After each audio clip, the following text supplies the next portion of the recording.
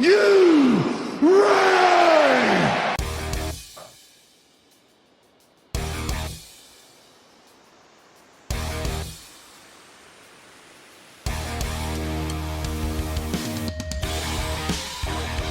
This is the D-Generation CLIX podcast with your hosts, Who is Ravage? Ryan Ruckman, Ravage. Hand me that bottle cap. Miles Kane, Hand me that paperclip. Grab that twine. Gun wrapper.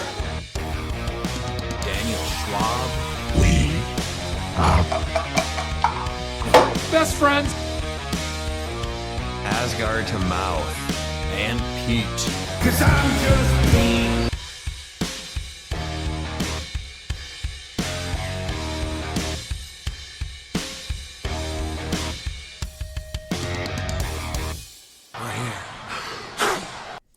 Welcome back to the D-Generation CLIX podcast. I'm your host, Ryan, and back with me for the second time this week are Miles, Dan, and Pete. A lot went down in the world of CLIX in the last week. We went over CLIX Camp and did listener questions last night, and that's on the last podcast. And we're back tonight to go over all 8 Champion CLIX Open Tropical Regionals that happened over the weekend. But before we go over the ones that happened, we did want to plug the ones that are going to happen this weekend. So there are 4 events on Saturday, July 26th. We have House Rules Gaming in Kissimmee, Florida. Game Time Collectibles in Mississauga, Ontario, Canada. Gamers Event Mexico in... Want to help me with this one, Dan? Where are we going? I'm sorry. Which one Nacal- are we on? Nacalpan de Juarez, Mexico. Nacalpan. Sounds right. At least the Juarez part sounds right. Hold on. That one's Gamers Event Mexico. And then we'll be at the one in Munster, Indiana at Screaming Monkey Comics in Indiana. And then we also wanted to give a shout out to Canadian Nationals. So that's happening the first weekend of August. Saturday, August 2nd is 300 Modern National Championship. And then Sunday is, which is August 3rd, is the Team Nationals 3v3 Sealed. So I'm hoping that next year we can get out to Canada for an event, because that's a place I've definitely been wanting to play for quite a while. All right, you guys ready to get into the Champion CLIX Open events that happened this last weekend? Let's do it. All right, first we have Heroes in Games out of Columbus, Ohio. So this was 28 people. Coming in 8th place was Jason Alvey with Super Kong 1. So he went, looks like 3 and 3? Yeah, 3 and 3 with 985 points. Making cut, he had 200-point Kong, 45-point Wendigo, Black Symbiote with Bucky's Arm, and then Daredevil with the Trick Arrows, which actually is pretty similar to what I played. What's the only difference? A red symbiote? He had Bucky's Arm and Trick Arrow, and then his sideline as well. Yeah, That way you didn't have the red symbiote. Yeah, so instead of Bucky's Arm and Trick Arrow, I had the red symbiote. Otherwise, it's identical. And then sideline was To Me, My Hammer. Did you have the same one-shot? Oh, wait, what is... Oh, I had Phoenix also for the TK and leadership yeah. to do a little bit more in the beginning. But then he had To Me, My Hammer, Diabolical Bargain, Beetlejuice, Cathan, Mimic, and Reverse Flash.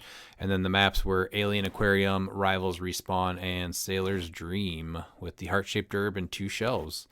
Actually, yeah, lots of similarities to what I played. So I obviously like it. I think the big thing, obviously, is you're just throwing Wendigo out there to get Kong +1 stats again, and then Cathan, he already has the +1 stats from him, so Kong just gets bigger and scarier, purposely kill Black Symbiote. I think that sums it up. Do you just Cathan Wendigo then? So it just slowly kills itself? Is that what you do? So No, you Cathan Kong. You Cathan Kong, but there's definitely matchups where you throw it on Daredevil or Wendigo. Yeah, I was just wondering because, like, for me, I would just ignore Wendigo, or I'd, like, clip him to his stop click, and then I would just ignore him. I think that's where, that's where, and that's one of the little changes that I needed to make to my team if I run it again. But, like, Diabolical Bargain lets you give him that extra damage. Yeah. So it's not like you can totally ignore Wendigo. Yeah, but I thought you'd be doing that to get the Black Symbiote killed in turn 1.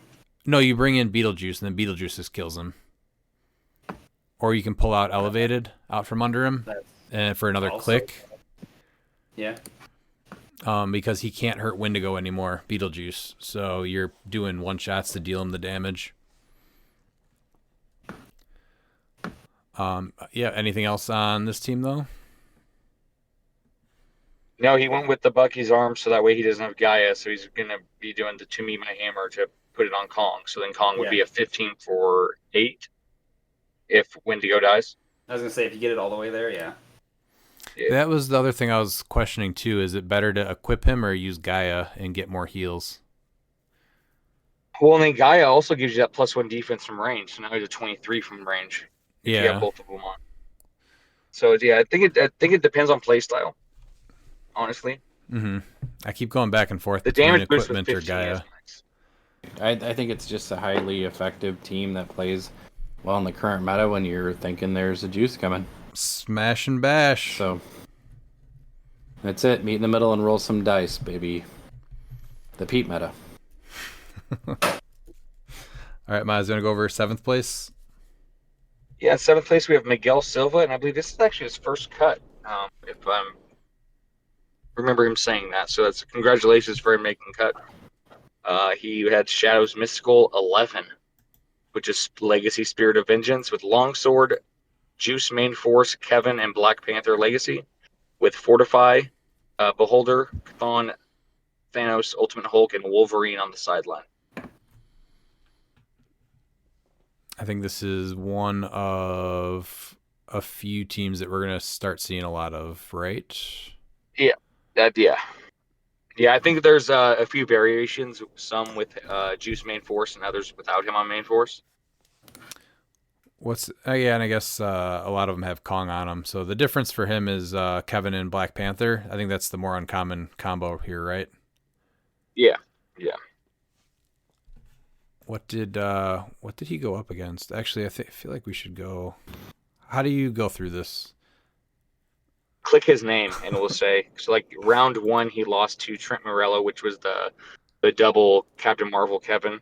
Okay. He lost to Josiah's Ghost Colossus, which is Ghost Rider Colossus Kevin, Madam Web, Legacy, Predagon, and Daredevil.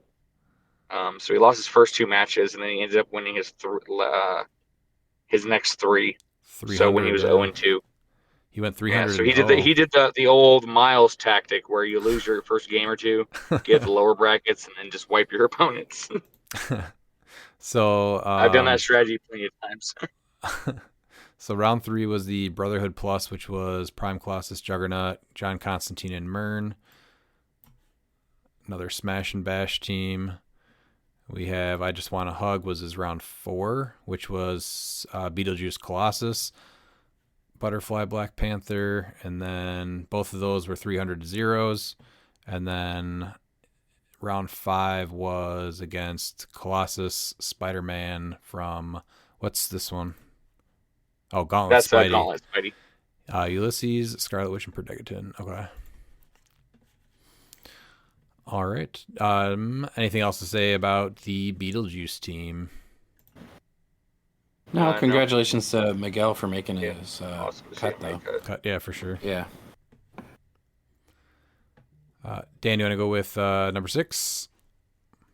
Yeah, so we have Gabriel Esquivel, which is he just titled team.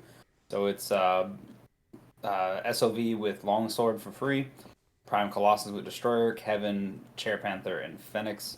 Your sidelines: Beholder, Keaton, Chthon, the Ultimate, or is it Thanos, Ultimate Hulk, and Wolverine. So the fairly typical, very strong pilots for choices. So this is just good stuff, team. It's good. I mean, it's slow though. That's the thing, is it really doesn't have an out. Like you don't really have an alpha. Yeah, I'm thinking a lot of teams won't at this point because it's just going to be about high defense and rollouts. Like, do you really care? You want Spirit of Vengeance to get hit, right? You're putting Chthon on him to take damage. So you have one piece for 125 that you want to get hit, and then you have Colossus that's just super hard to hit. Especially pairing it with Kevin. What did he go? He went 4-2. I'm definitely interested in seeing what the meta is after we go over top 8 here. Mm-hmm. Anything to add to Gabriel's team? I mean, it's just a good, consistent team. That's all. And then we have 5th place, which is for Pete. Mr. Isaac J, Science of the Green, 4-2 with 11-20 with a round 6 loss. He played a Scientist theme. Swamp Thing 047A with Avatar Conchu, Man Thing at 053A, The Spot with the Hell Cycle, Poison Ivy, Perdegaton, and Copycat. His sideline was Baskathon, Conchu, Mimic, and Reverse Flash. He only had one map, Major Brock's Bunker. Then his terrain markers were the Heart Shaper, Blazer Cannon, and Phone Booth. All right, so I'm surprised he was actually able to do this well with this team. Lots of free actions. Right? Swamp Thing, Man Thing, no placing, no free flurry, no poison. Yeah, I'm kind of going back through it here. So round 1, 220-0. I just want to hug. I'm just looking to see if there's juices on these teams. There was a main juice force first round. Beetlejuice. How was he able to get 220 points against a main force Beetlejuice team in Prime Colossus? That's crazy. Then he went against 300-0 on Colossus and the Bloodstone, which was a Colossus with Kevin and a Daredevil. And then he went round 3, Biker Marvel. He went 120-100, very close game. That was the Captain Marvel archetype with 2 Captain Marvels with motorcycles and Kevin for the rerolls. And then he started into round 4. He played Gabriel Escobar. He went over his team. And then he played Dan Powell in round 5, match 1. We'll go over Dan's team, and he had a loss there. And then finally, he lost eventually to Jalen. I think the reason why he was able to deal with the main force juice, honestly, is because he had Swamp Thing and Man Thing, and it's not going to be as effective without freeze. But yeah, they are extremely good attackers. Especially Swamp Thing can charge through everything because he ignores blocking. So Yeah, that's kind of the thing. Is I think Swamp Thing is like, yeah, he doesn't get all of his freeze, but he's still just a solid character for what he does. yeah, he's just a little bit expensive, but I mean, in the right hands, he's dangerous. But because it's really tough to put him on your team and pay 95 points for him, but at the same time, he does a lot for that 95 points. He does He's a lot when great he's attacker able to that do freeze. Dude, check this out, all right? So he has traded poison, can't use it. He's got traded free, generate a plant hindering terrain marker within 4 squares. Can't do it. Backslash, more free, make a close attack, but only to target a character occupying a square with a plant terrain marker regardless of adjacency. Well, how do you generate that? I guess Man Thing starts with one, but it's a free on him. Then he also has free, choose one to use until your next turn, tiny, standard, or giant. Then he also has on his defense power later on, free, remove any one plant terrain marker for within 4 squares of Swamp Thing from the game. Then if you do, guess what? After resolutions, he can use regeneration as free. That is a lot of frees. No, it's 2, 3. Yeah, no, and then that's when the design team's like, see, that's why we have juice, because now, but then you look at it and you're like, yeah, but someone's still paying 95 points for a figure that can't function as they should. So you have this really cool 95-point character they made, right? 6 free action. Oh, don't forget team player. 7 free actions on this guy that was made, and he's just shut down by a piece. That's crazy. He had to have just met in the middle and punched him. Like that. And then also I'm not quite sure like the level of skill from that juice player either, and I think that also has a lot to do with it too. Sure. Juice in the right hands is the most oppressive piece, and I will even compare it to Felix Faust, even though I didn't play in that era. But in the right hands, that someone that knows how to abuse it, like that's just how abusable he is. And then you're gonna have less skilled players play it, and not be able to really take advantage of it because they're just playing the game to play. Which if that's how the figure played, then I'd be totally fine with how he functions. It's the fact that you're able to abuse it that I think is not okay, especially when there's other things out there that they think are a problem and this isn't. Yeah. But honestly, really nice job, Isaac, taking 5th in the current meta with that team. Really nice job. Absolutely. Plants are still a thing. All right, then we have Jalen Major with Collector, only 1L. 200-point Collector with Bucky's Arm, Destroyer Armor, and Universal Weapon. Kevin, Perdegaton, Legacy Daredevil with the Crimson Gem, Weasel, and Timebreaker. He only scored 545 points. Was it just super point denial then? Let's see. So he won 65-30 against Ghost Rider and a Colossus team. Then you're looking at... That's how Jalen's been playing the last few tournaments, even at Worlds, is that, it's really big on, because him and Azareth are usually play like similar teams. Mm-hmm. And that's exactly what they do. They're like, all right, you want to let this happen? We're going to take advantage of it. Like, there was plenty of times when they only won 5 points to 0. I feel like you just can't leave Collector alone, though, because then he just puts all the tokens on your guys, and then it should be a higher scoring game. Well, that's if no one has juice. Oh, that's a good point. So, you know what? That's a good point. I wonder if people just brought juice on him, and he wasn't able to collect. Yeah, and so when juice comes in, that's when Collector's playstyle is going to change to be more like point denial. Because, like, okay, you can go ahead and bring out juice. I'm not going to collect you, but you're not going to be able to kill me. I actually see that happening. Well, this is an example of a really good player understanding what his team does. Jalen understands it's not a big white meta, and he's going to play into that, and he's exceptional player. So you can give him any team, and he'll do well with it. Yeah. Yeah, throughout the entire month, this month in July, the average points scored per game is 144 per person.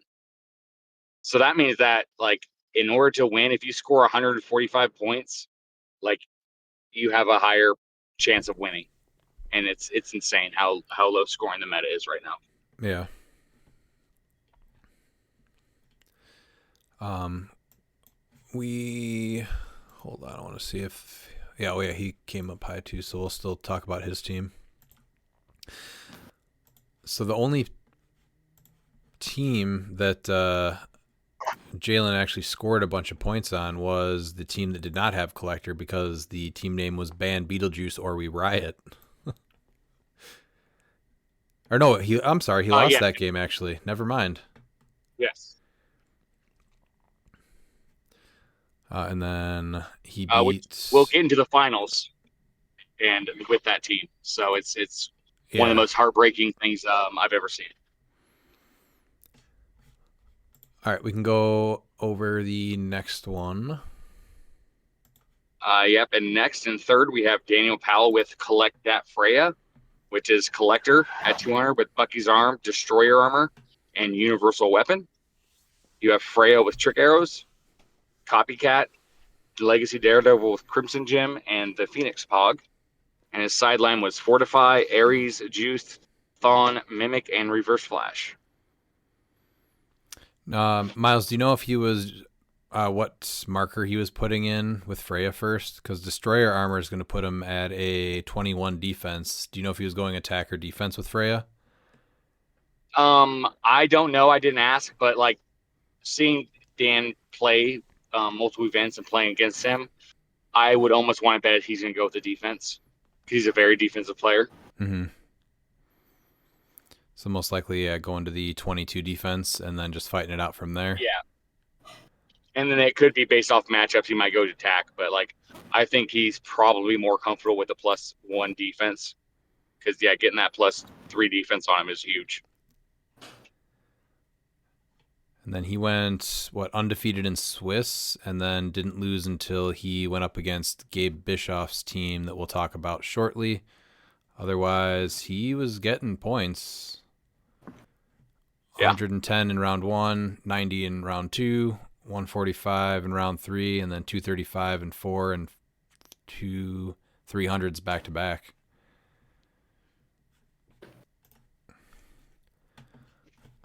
All right, do you want to take the... What are we on? Second place? Yeah, second place. Yeah, so this is Jacob A. Bishop with Ban Beetlejuice over Riot. So it's SOV again with Motorcycle this time. Colossus with Destroyer, Kevin with Avatar Turret, and a Phoenix Pog, and then sideline's pretty similar. So but Metallo on sideline, interesting Yes. choice. I'm assuming So that's when he Metallo, comes out and he can do the pulse wave. Yeah. yes. He loves Metallo. He used to play Headless Horseman with Metallo to get the super strength shape change. Not bad. So Yeah. Obviously, a great pilot for Spirit of Vengeance for that reason. yeah. And then being able to choose between Pensai or Range Combat Expert. Or wait, no, does he even have range? No, he doesn't. No, 0 range. Yep. So what's he getting out of him? Close Combat Expert and Super Strength? No, I'd take Or shape change. I would take shape change probably because you'd switch Yeah, Thanos it's shape off change of and Bob super then, strength. because he doesn't have or he does have Beholder. So yeah, I don't outwit them on Thanos. Yeah, so Metallo was probably put on his super strength shape change since you have to choose the different ones. And then Thanos is probably going to be put on the I would Steel think Energy. Well, no, I guess Steel No. Energy shape change is probably going to be on Thanos. No, I would think Precision outwit. Outwit. Precision No, I Strike would think outwit. outwit. Yeah. Yeah. And then 'Cause you're- Battle Fury, Precision Strike. No, Battle Fury Blades on Wolverine, I would think. Most likely, yeah, but there's going to be a few matchups where he's going to go with the Precision Strike. But yeah. Yeah, but you can get it from Thanos, so you don't, because you're only getting either the attack or the damage powers. So Yeah. No, that's what I'm saying. It depends. Like if he's going to go with the Steel Energy shape change, then, it's, yeah. There's a few different options that I think you can go with all four of these different pilots because these pilots go really well with each other. yeah, Mm-hmm. And you don't care if you always have Battle Fury because you don't have the range. So maybe exploit that's the weakness depending on the matchup. Mhm. But with that's Wolverine, another good one. Is the exploit as the exploit? So he actually has pen damage. well, it's cool too is you can choose between, depending on your matchup, Precision Strike with Battle Fury or Precision Strike with Exploit Weakness. No, because you only get the attack or the damage. You don't get both ever. Right, but you can choose which is going to go up better against your opponents. Usually it's either like it's set up here where it's like Blades or Battle Fury or Precision Strike and Exploit Weakness when you're picking your stuff. So you at least have more options when you go into a battle to pick what you might need. Yeah, I get that. I just meant like he's never going to get precision and Battle Fury. But sometimes people might have Invincible, so he doesn't care about the Exploit Weakness versus more shape change teams. So would you rather have Blades on a team that has shape change? You know what I mean? I He mean, did if some had- work, 2,200 points. Yeah, I was gonna say if he had Ares, then maybe, but he doesn't, so probably not.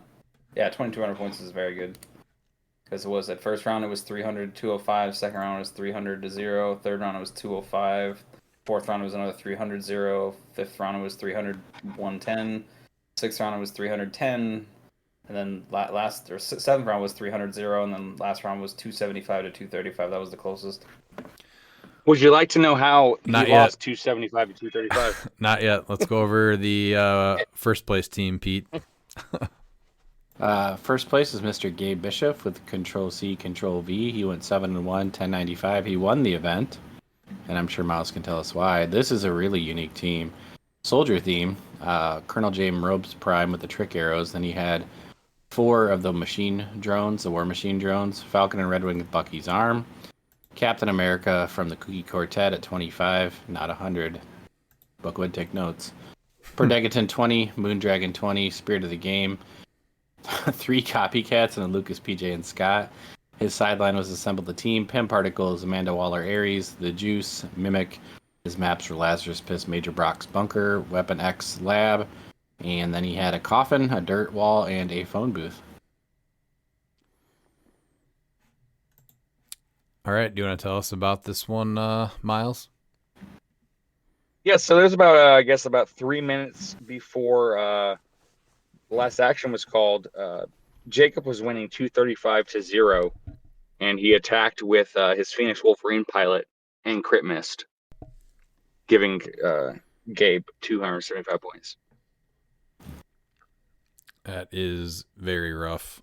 So he went from winning the event to coming in second just because of the new ruling with the unavoidable damage.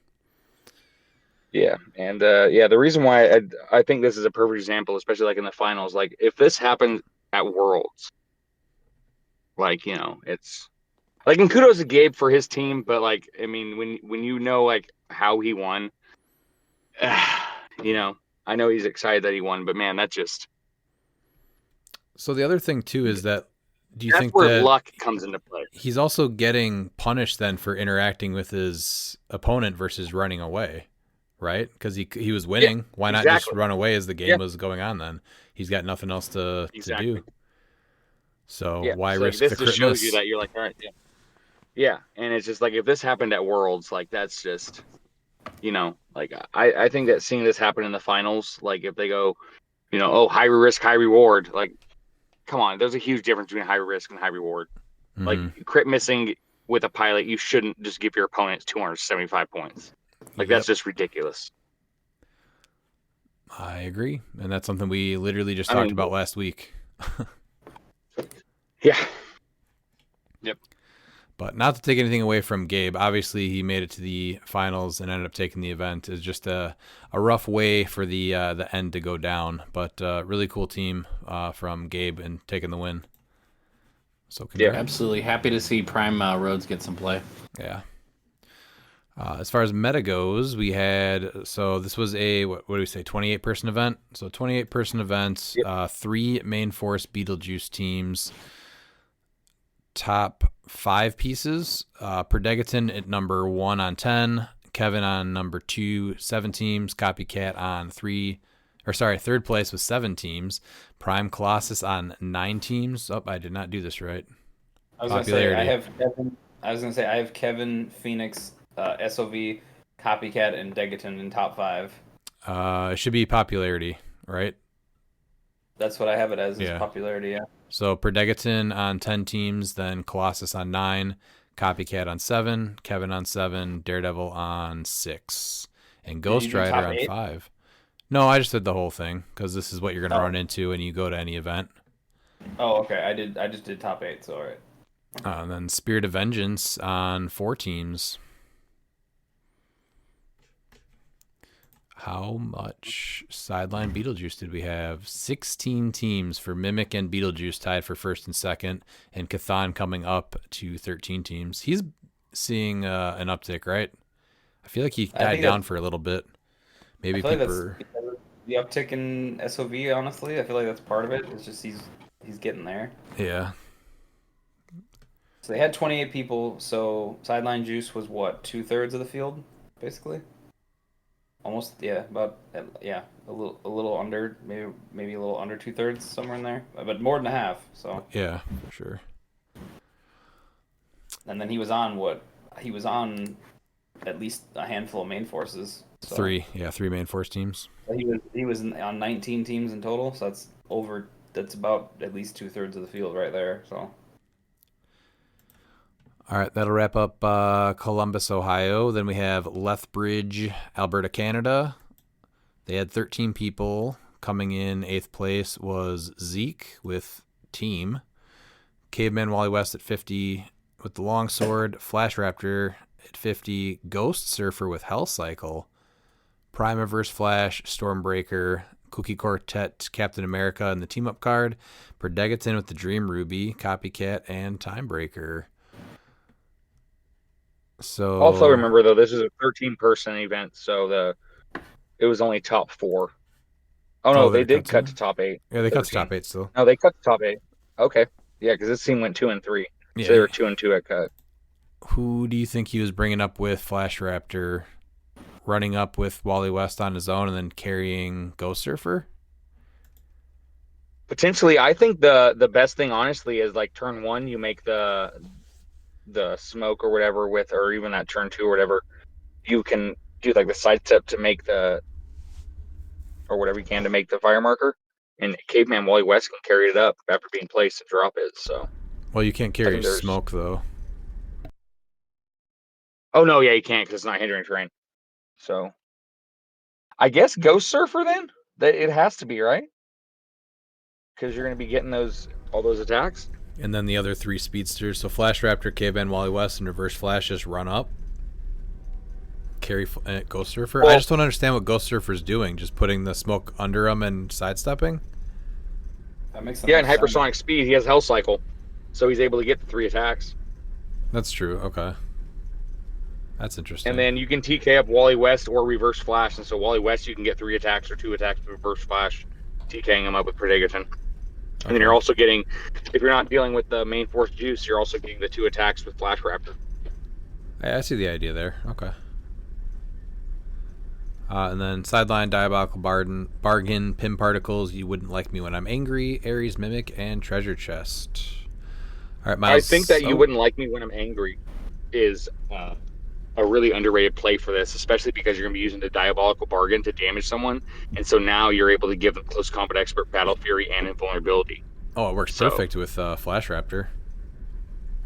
Yeah, so now Flash Raptor's not going to be able, or even you can give that even to Reverse Flash or Caveman Wally if they have shape change. You know, you're able to ignore that. But yeah, Flash Raptor, because you're not going to really want to be dealing damage with the diabolical bargain to Flash Raptor because you're wanting him to place someone.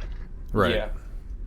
No, yeah, that's what I meant. It meant you don't diabolical bargain Flash Raptor, but because you have Flash Raptor, it works perfect with his ability to carry somebody up. Yeah, so now, So now you're gonna Reverse Flash is not only gonna have Stormbreaker, but he's also gonna be a 13 for 4 if you want, with invulnerability and battle fury.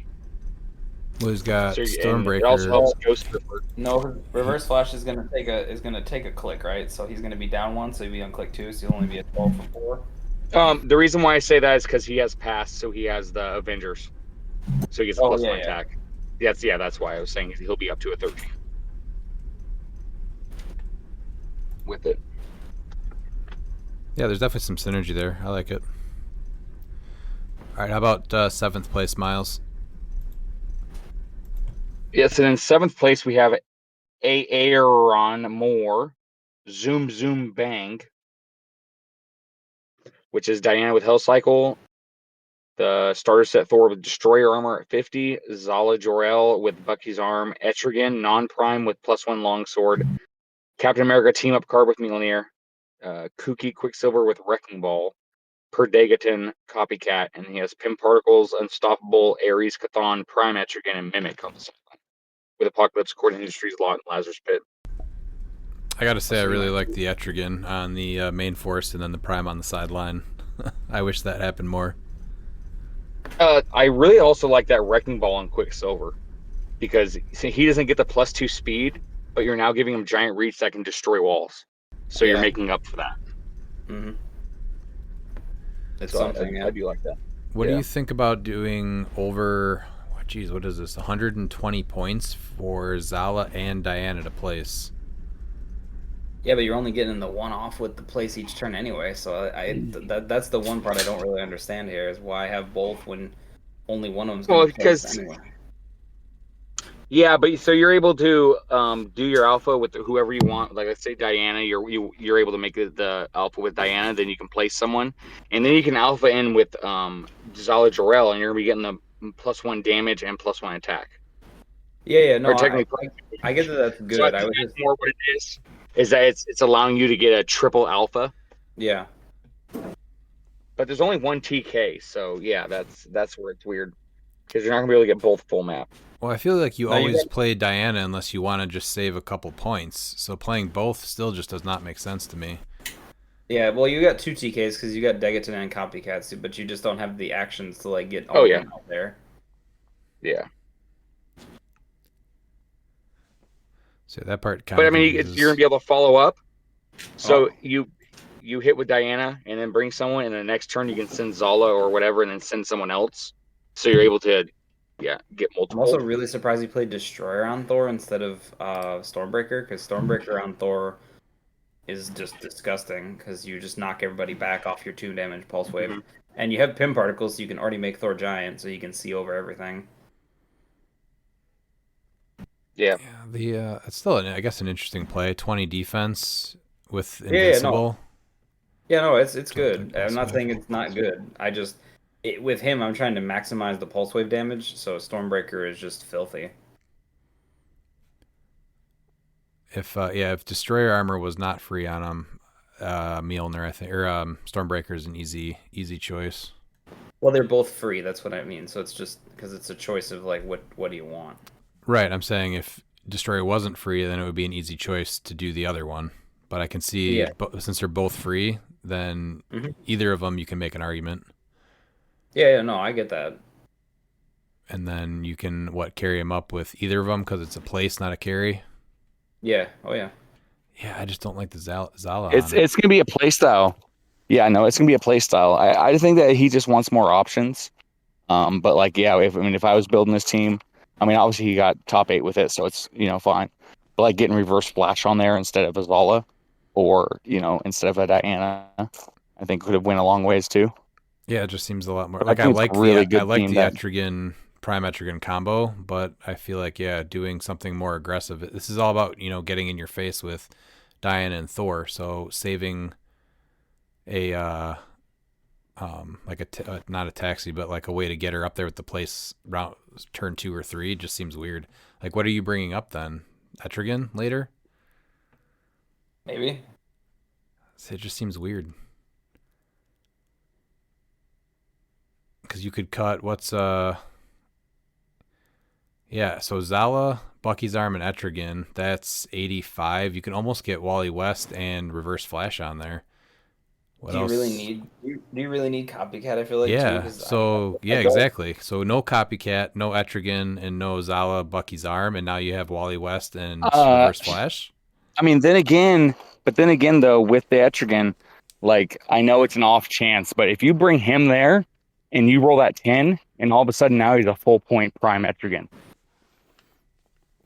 Yes, Still, that's something he's you only- can do.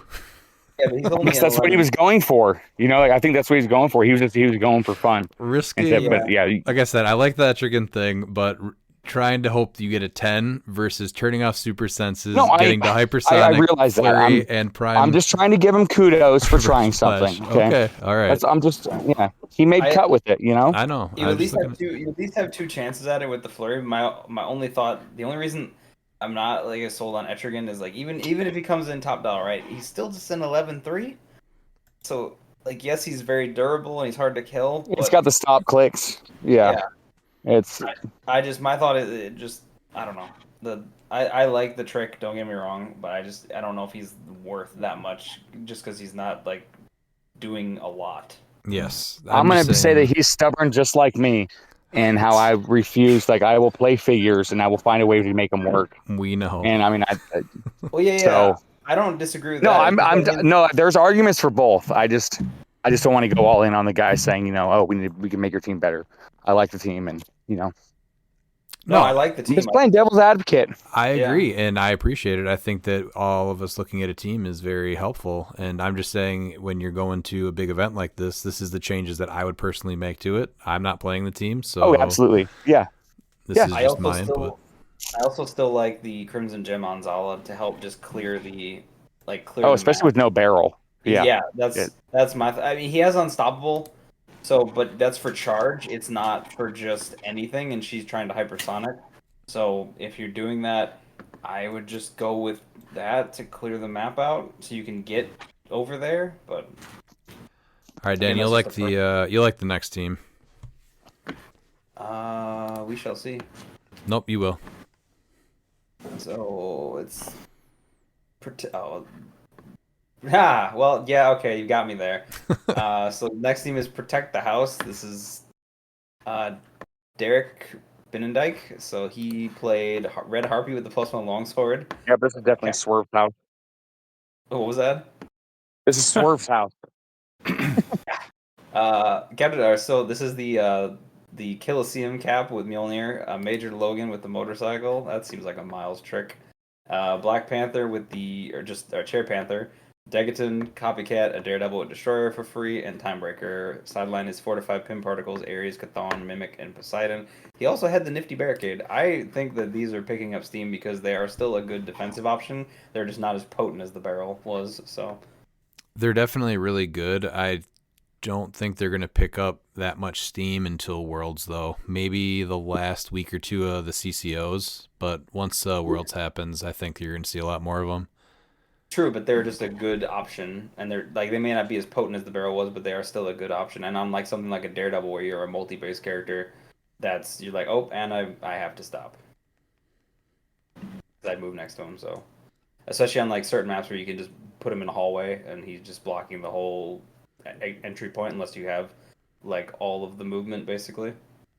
So I'm assuming so you're doing the Major Logan trick because you have a bunch of figures that are probably going to be on a lot of teams, right? So then your D6s are going to be +1. Yeah, my only gripe on that is I just prefer him at 75 points with the motorcycle. I just don't like him at Yeah. 45. So my thing But is yeah, with Harpy, you still have to put the result on her card, so he doesn't change the actual die result. he does that he increases the result. But yeah, so I think with the increasing the result, I don't think that works with Red Harpy. Yeah, because you just put the die on there. That's what I I'm think that saying. it's because this isn't looking for a success or a fail. So Yeah. Major Logan, I don't think really affects that. No. Oh, So no, if it you roll affects two, it, but your only options are 7 through 2 instead of 1 through 6. Right? I guess I don't. It doesn't change the math, is what I'm saying. Right. No, it does So not you change the math. Yeah, like I still like it because again, you're at least getting 8 clicks out of her for 80 points, and that's a lot, especially when things work off of like KO effects. So Mhm. So let me she's ask you great. this, though. It says roll a Mhm. d6 and place the result on her card. If you roll a 6 and it becomes a 7, can you still place it on the card if it's a d6? But yeah, because you're just placing whatever the result of that die roll was on her card. Like it's not changing whatever was on the face of that die, so you're still just gonna place the 6 on her card. So maybe it doesn't affect her. Maybe it's still just 1 and 6 because it's the result. I don't know. It's a so weird think of it this interaction. way though. What if you have the same character, and you roll a die and you roll a 3, but it's actually a 4, and then you no longer share a name with a character on the map, and so then you roll a 3 again, and then it becomes a 3. It's honestly worth getting an official ruling on. It's kind of a neat It interaction. is, but yeah, because since it's not a success or fail, I think that it looks for the die face, which would specifically have to get an errata for that. No, it's not looking for it's only looking for the die face for his Wolverine squad trait. Yeah. No, Yeah. that's what I'm saying though, is that we'd need a ruling, which would need an errata for them to say that it's looking for the die face, like them. If it Oh, I were. got you. Yeah. That's the way I Yeah, would interpret it. Is that's- it's just looking for the die, like whatever's on the die face, and you just play Mhm. because you're having to place a physical die on the card. The So, fact that it says Yeah. results, it's probably a little different, but it That's would what I be mean. a Yeah. cool So if loophole. you share a name, you roll a 3, but get +1, that becomes a 4. So then if you kill the character that you share a name with, and then you roll a 3 again, that becomes a 3. Yeah, You know? worth looking into. I think Yeah. the majority of the trick is really just flying Red Harpy and Captain America up there, right? And then hoping that Yeah. Red Harpy can't get KO'd, and then Captain America just goes Mhm. to town. And he's I got mean, she's Mastermind on his stop click, so you can Mastermind a Red Harpy, right? Yeah. Yeah, you can. Yep. So my thing is like you're getting at least, like I said, you're getting 1 extra life out of her, and that's big because if you're not dealing pen damage, she's still got impervious, which is good. So. And she's handing out Mystics, basically, the 1 penetrating Yeah. damage to if you hit Exactly. Captain America. Yeah, it's a neat trick. Or her. So yeah, it's just good, and she's still top dial of 13 for 4 with blades. So. And then, yeah, I think Cherry Panther's an obvious must play on this team, right? So you get your free. It's only weak to main force juice. Yeah. And a lot of main force juices are going to have destroyer armor. So you get your free. Never mind. You don't get your free with Major Logan. No. So that doesn't work there. But Copycat, Daredevil, Timebreaker, Predegaton. Cherry Panther's still pretty popular. So a good chance you share a keyword with someone. I like this team. Yeah, it's interesting. I mean, I dig it. I mean, it's first time I've seen Red Harpy actually see play. So, or outside of me, I guess. So. This is the best Cool. use of her I think I've seen on a competitive team. Yeah, it's good. All right, let's see. Number 5 here, Pete. John J. 300 modern. Nope, read it 300 again. Modern. Read 300 again. Modern. Morden, him. Morden. 2 and 3, 915 points. This looks familiar, boys. Unthemed, Colossus Prime, Destroyer, Ghost Rider, Crimson Gem, Kevin with the Avatar Turret, Devil with the Longsword, Predicament with the Bloodstone, Timebreaker, Anna, Lucas, PJ, and Scott. Sideline is Fortify, Ares, Cthon, Mimic, Scarlet Witch, Terroret. And that's about what I'm going to say about that. The Joe Harrison Smash and Bash special. All right, going to Wade Edwards. Is Odin any good? Went 3-3. He played the Legacy Odin with the Destroyer armor on him. Captain America with Mjolnir, the Chase. Scarlet Witch from Cookie Quartet with the Bag of Holding. Star-Lord from Collector's Trove with the Trick Arrows. Perdegaton and a Copycat with Ares, Beetlejuice, Mimic, Poseidon, and Reverse Flash on the sideline. So this one is interesting. I like it. I think it just gets way too shut down by Beetlejuice, though. Right? Odin's not doing anything. It's going to be hard to get Captain America up there. He's not going to get the free. I mean, if I saw this team across from me, I'm bringing Beetlejuice in immediately. Yeah, I'm trying to understand. Like, I understand why Scarlet. Like, she's just a great support for 25 points. You get all the support powers plus DK. It's good stuff, right? Cap is just good. I just don't like. And then the last three, like, I understand like Predicament and the Copycat. Like, I get that. But are you really trying That's to exactly what happened when you look at his matchups. He was going really good, but he ended up around 4. He ended up playing against the Juice, and Okay. which we'll go over that team. So perfect example of a team that could be really neat, but is shut down by the worst piece ever created. Yeah. All right, how about third place, Miles? Yes, in third place we have Leo Hunt with Suit Up. Main Force Juice with Motorcycle. Moreland with Destroyer. Miles Morales from Black Panther, 25.1. Perdegaton, White Rabbit Goon at 15. 2 Swarm of Ants. He also has Fortify and I Must Have It, as well as Ares, Mimic, the Spider-Man from Black Panther, and Treasure Chest. With Banana Pile and Heart-Shaped Herb. and a phone booth? And phone booth, yep. Where's his support? Does he not have support? White Rabbit?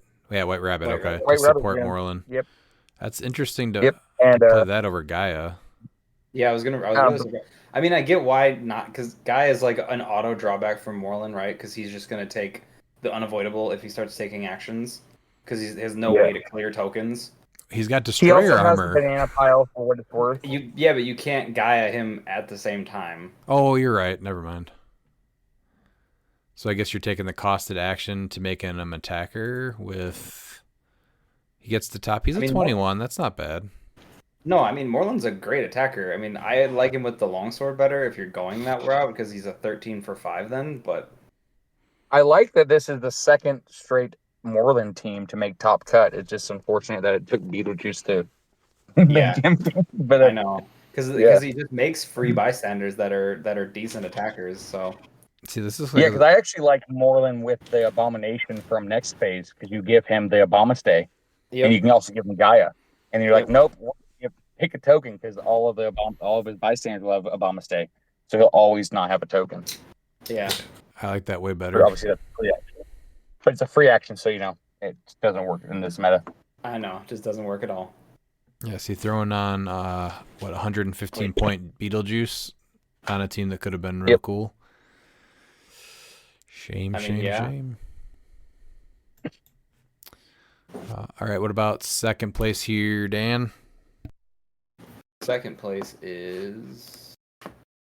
We have Benjamin Groenhide with Kilorilla. Oh, look at that. So I was really thinking it was Captain America, but it's not. It is Kong at 200 with Spider-Ham with trick arrows and the Black Symbiote with the motorcycle. And then you have Assist from Another World to call in another Kong that's also on the sideline. So I'm real surprised that no Gaia for the healing at 200 points, but because you can still do the symbiote trick anyway. I guess you're just killing Gaia the symbiote over so that you can Poseidon. equip the motorcycle. He might not have these. This is also up in Canada, so he might not have Gaia because it's hard to get the figures there. That is So also true. that could be it. And so he's running Poseidon instead of Gaia. Yeah. Well, I think he's doing the motorcycle trick where he's killing the symbiote, drops the motorcycle, Kong equips Yeah. motorcycle. Exactly. Yeah. Gaia was Black Panther, though. I mean, that's plenty of time to trickle up there.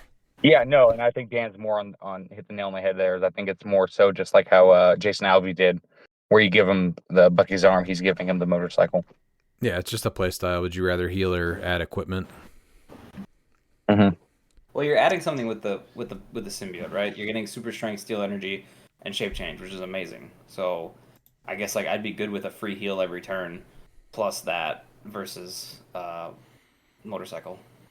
Yeah. But motorcycle's going to give him the +2 speed and super sensitive, and he's going to have steel energy. So Yeah, I get that. Or you go to reflexes and improve movement characters. So I get that. Yeah. I like this. I go more into the all healing because when you play a huge target like 200 point Kong, I'd rather heal from the herb, steel energy, and Gaia.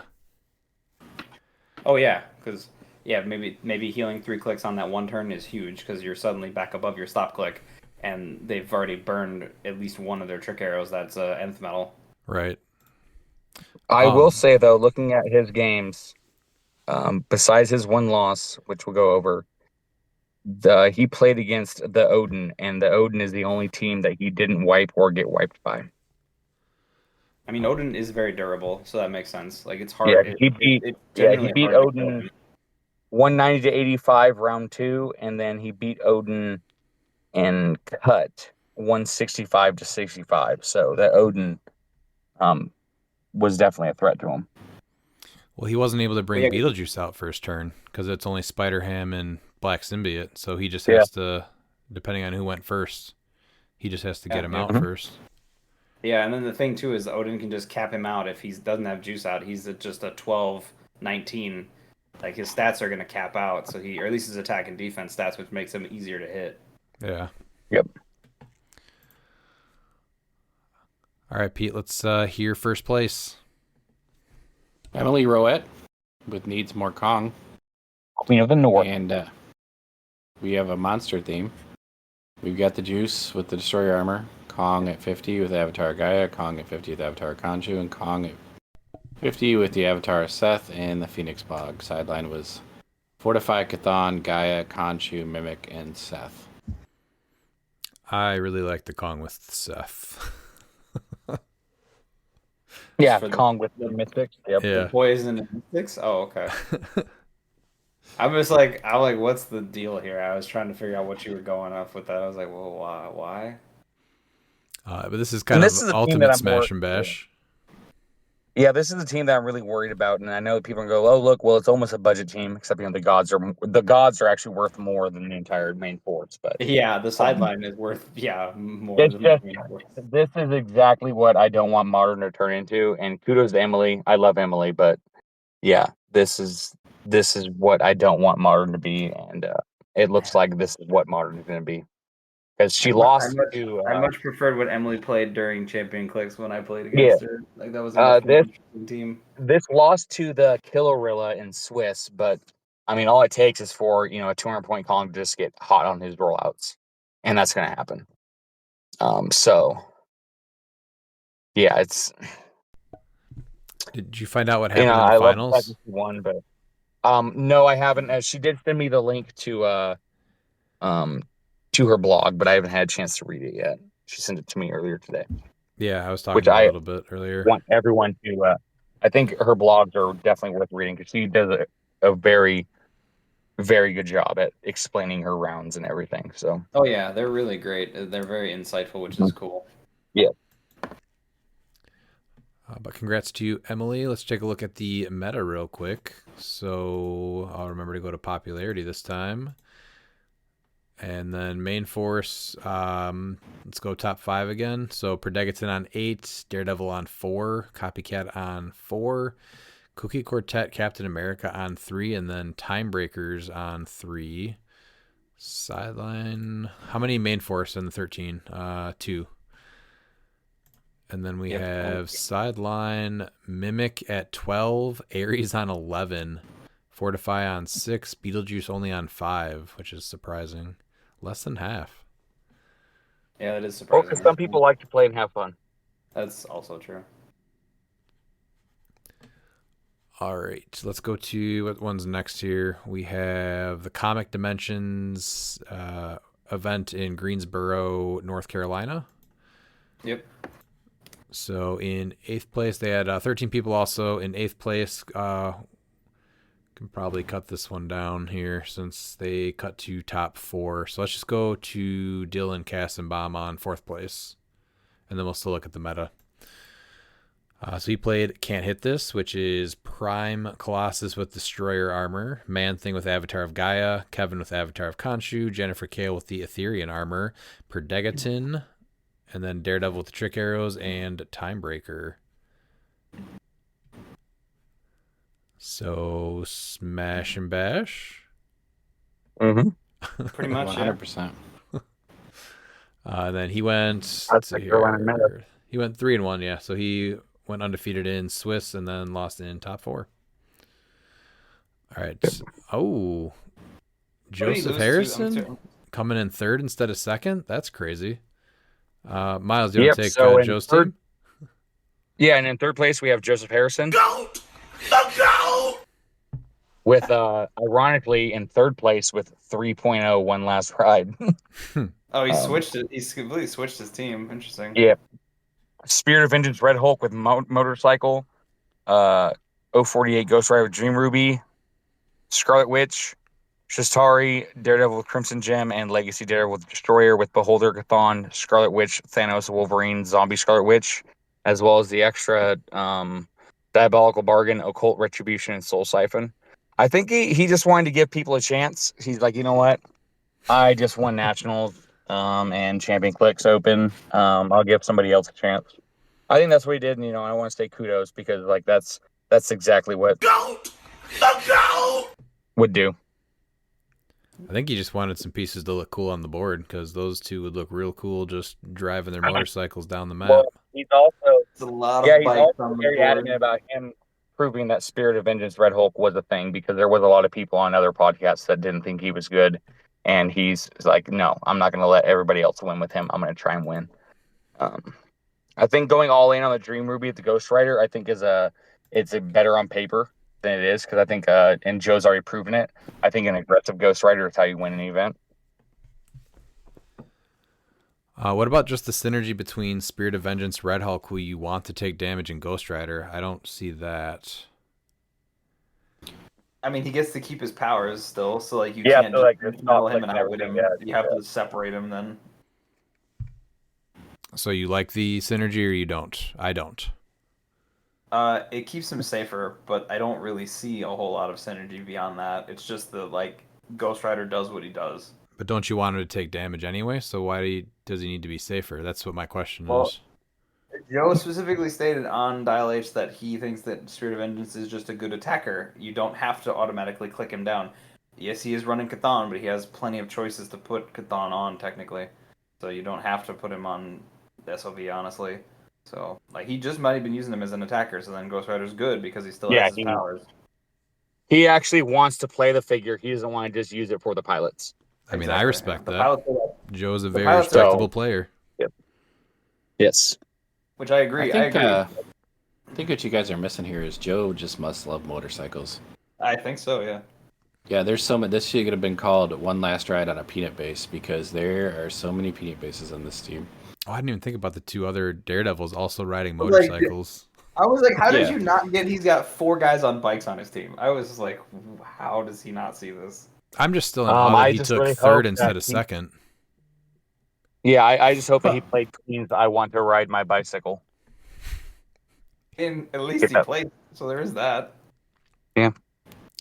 All right, Dan, let's go to number 2. We have Camden Jin with Merc. So it's Colossus with Destroyer, Caveman Wally West with the +1 Longsword, Kevin with Tauret, Chair Panther with the Biogram Image, Degaton with the Universal Weapon, Copycat, Phoenix, Timebreaker, Evil. So he's got Evil Entwinement, Fortify as his sideline, along with Ares, Keaton, and Tauret. I've noticed that a lot of these teams have just a lot of characters that you can just, they're like one click. If like something like a pulse wave or energy explosion happens, they're just all dead. Yeah, and then it's also got a little bit of smash and a little bit of bash, and I mean, yeah. Yeah, I mean, well, North Carolina is a little bit country and a little bit rock and roll, so it does make sense that they're a little bit of smash and a little bit of bash. This team again doesn't feel like it has a lot of alpha. It's very much just, I mean, you do have double TK, but it's still, I don't know if that's quite enough reach. for I think Colossus that and Destroyer, it's gotta be. Trying to play defensive, For one guy, yes. I'm saying like to try to get, because you only basically have two main attackers, right? Because you have Colossus and Caveman. Everybody else, everybody else is support. Well, yeah, Yeah, it's gonna be your you alpha. got It's gonna be Colossus to smash, Colossus and Caveman. and then you got Caveman Wally West to bash, and maybe he hits the hypersonic and the flurry, and then what do you get both these guys in your face? What do you do? I mean, Wally usually just falls over after, like, if he even gets over there to hit something. After that, he's gonna fall over. Yeah, but I mean, 50 points, you Ares bomb, you do something stupid and ridiculous. I think you don't care. After playing Wally West, I think in the right hands, he doesn't just fall over. He is a very effective attacker. That has been my experience with Wally. Like, he will come over, he will either hit something or he will whiff, and then I will hit him for 6 and he's gone. Yeah, I'm I just not leaving something that takes away a rollout on the board. I think if you're going to gamble, that's a good 50-point gamble. Oh yeah, he's a great 50-point gamble, at least with the prop. I mean, he got to the finals, so I think this proves it. I mean, obviously this team was effective. I'm just like, with 2 attackers, that's to me that makes me a little nervous. But in a field with the defending world champion, defending national champion.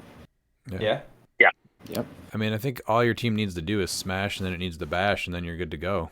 That's what we're seeing. And Wally West with that going to flurry, it's smash, bash, bash, bash. So you're getting triple bashes. Right. See? The more smash, the more bash, the better. Yeah, so the alpha in this has case, it's more bash than smash. Attack. I mean, a 4-attack alpha is nothing to sneeze at. No, I didn't mean it like that. I just I'm looking at pacing. So yes, Colossus. No, I understand. I understand what you're saying. I'm just saying that I think Wally West is one of those figures that gets played a lot, and I think majority of players don't play him effectively. They just throw him at their opponent and say, "Okay, I guess go ahead and attack him." And I think with the right hands, that's when he becomes dangerous. Oh yeah, no, I agree with that. He's very, very good. He's much more of a, not necessarily finesse, but like, he's not a just point click piece. He's a point click piece that can be finesse. That's why I like him. That's fair. He's so good. Yeah. All right, I am digging the first place team for sure here, though. Do you want to go over this one, Dan? Pete? Jacob Bishop, Cap Freya, 4-1, 1,120 points. Unthemed, Captain America with Mjolnir, Freya with the Destroyer Armor, Kevin with Avatar Turret, Prime White Tiger with the Cosmic Cube for 0 points. Black Panther, Legacy with the Longsword, 2 Daredevils, one with the Crimson Gem, one with the Bloodstone, the Phoenix, Timebreaker, and a Sideload to Fortify Unstoppable Ares, Keaton, Cathan, and Towerette. Great team. That's not I bad. don't know this Jacob Bishop. I only know the Jacob A. Bishop, but this guy has been quietly making a name for himself out there. He's been winning rock states and just for years and just playing some great teams. So my question is, I like Freya. I mean, I know she's great. So my question is the Cosmic Cube. If you've got her out there, obviously you're going to be putting her in the kill scene with Cap, right? Just because she shuts off prob within her range, but that's everybody's prob, so she's the only one that gets it. So if White Tiger flips to prob on the Cosmic Cube, it's pretty much dead. Yeah, it's fine. It's a 0 point object. And then you have 3 other options. I mean, I saw Corey play it, and seeing it in play is definitely a lot different than, because like I've never played it, but like I mean, there's some times where you're going to get some of those, and they're just going to be like, "Yeah, that was clutch," shutting off equipment and everything. And if it's free, I say play it. Oh, I agree. It's I mean, worth it. White Tiger getting it for free is really good. Hers is tough because, like, I would also want to have the God on her, but I guess the sideline was too tight for that, so that's why. I mean, the Cosmic Cube is a good choice. Which is that's why it's an interesting play, because she gets the gods for free as well. Anyone that works out the Herald thing. But honestly, when you look at the Cosmic Cube, the one that's interesting to me too is that place an adjacent character up to 4 squares away. Mhm. It's basically like a one person time breaker It's free to take. with 4. Or that, yeah. And then she just ignores characters anyway, so she can just run in for 8. Yep. And then place an opposing character within 4. Like, I don't mind that at all. No. And she's only taking a max of 2 damage as long as you're not dropping the Chi Tiger out. And you only drop the Chi Tiger out when you know you can make a big play with it. So, Yeah. because you want the defense with her. And then Kevin has Towerette, so probably putting him on prob, which means that he can still prob out of Freya's range. I would put him on support. Oh, well, no, but he's got Towerette on. No, so he gets support. Yeah. Yeah, So you put him on Rob. I guess, but then if you called Keaton in, You wouldn't can't put him pull on the Prob. timebreakers anymore. So Yeah, you wouldn't put him on Prob then. that's what I'm. Yeah, because otherwise he just dies. So that's why I'm like. You trying put to him on the Empower click, so now Cap's going to be hitting for 6. 13 for 6. So Oh yeah, that's a good one. Yeah, and So- then you still have support, so you could then just deal the damage to White Tiger potentially, and then heal her up. This isn't a Yeah. team that you're bringing juice in, though, on like as part of your I- strategy, because you're losing the free flurry on Captain America. Like, you want him there as an option, but Yeah, I don't think you yeah, want that's only to like a do lot that. like against certain builds. Which I don't really think there's a lot of builds that he would go against. Like, but a collector, you definitely want that because you don't want collector collecting your low point figures. But yeah, I think juice is more of an insurance policy on this team than actually part of the strategy. Yeah. that's fair. I really like this team, though, a lot. Yeah. Tough field, great win. Yeah. As far as the meta goes, so main force, 7 teams for Predegaton, 5 teams for Ghost Rider. That's definitely a local meta right there. 5 teams for Kevin, 5 teams for Prime Colossus, and not one of them was on Joe's team. And 5 timebreakers, and then Oh yeah, Ghost Rider was. no, sorry, I meant out of the top, out of the 5 teams that Prime Colossus was on, he was not on Joe's team. Yeah. Yes. I probably said that stupid. I think the reason why he didn't play him is I think that he's already figured out that he's the best Colossus player, and he just wants someone else to try and see if they can take the reins from him. I wouldn't be surprised if he goes back to him after this. This was more of like a test run. Oh, absolutely. And then sideline, we have Fortify on 9, Cathan on 8, and then there's Beetlejuice on 8 teams out of 13. Wow, only I would 4 say- on Mimic, though. That's kind of crazy. He was the top on everything else we've gone through. I mean, he might. Yeah, Some people might have thought he fell off because of the ruling, so you can just. Yeah. He's not as effective anymore. It's just weird to see the But these are all local teams. metas. Yeah, these Yeah. are all teams using the sideline, like highly using the sideline. Oh Yeah. yeah. So he just may not have fit. All right, so yeah, congrats to Jacob Bishop. So how many rounds did they have? What was that? Only what? 5 rounds? Interesting. Yeah, 3 top cut with 13. Oh yeah. So okay. So he scored a lot of points. Okay. I was gonna say because I was looking at 11-20 and I'm like, it's like how many rounds did they have? So yeah. Then we got Old So you got- Town Hobbies and Games. They had 15 players out of Albuquerque, New Mexico. Mm-hmm. They cut to top 8 here. So in 8th place was Wendell with Wendelian. A Capwolf team.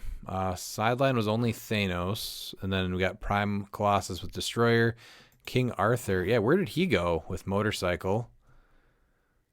Why does he get it for free? Because it's King Arthur, he can be assigned an equipment without paying that equipment's cost, so he can just get that for free. Oh, I thought it had to be a sword. No, if it's a sword, you modify his stats +1. Yeah, you get +1 stats. Yep. Oh, that's wild. I always thought it was just a sword. Nope. No, Alright. it could be anything. We're just creative. You get 15 points for free, which is awesome. So, and then arrow, yes sir. I don't. I still think a god would have been better. Like Tower right here would have been better, but universal weapons certainly not bad. Well, he wants the TK. She has TK. Oh, she does, yes. That's precision strike, make her an attacker. She does 3 damage. So. Or Psychic Blast, yeah. He was able to go 3-3 with 820 points. I do like seeing Cap Wolf make an appearance. So a little bit of shoot, and then a lot of smash and bash with King Arthur and Colossus. Yep. All right, how about 7th place, Miles? We have Michael with green eggs and cat that went 3-3 with 835 points. Man Thing, Iconics Harley at 45, Iconics Ivy with Bucky's arm at 45, Iconics Ivy with Longsword at 45, Professor Moriarty, Harley from Notorious with Bloodstone, and Copycat.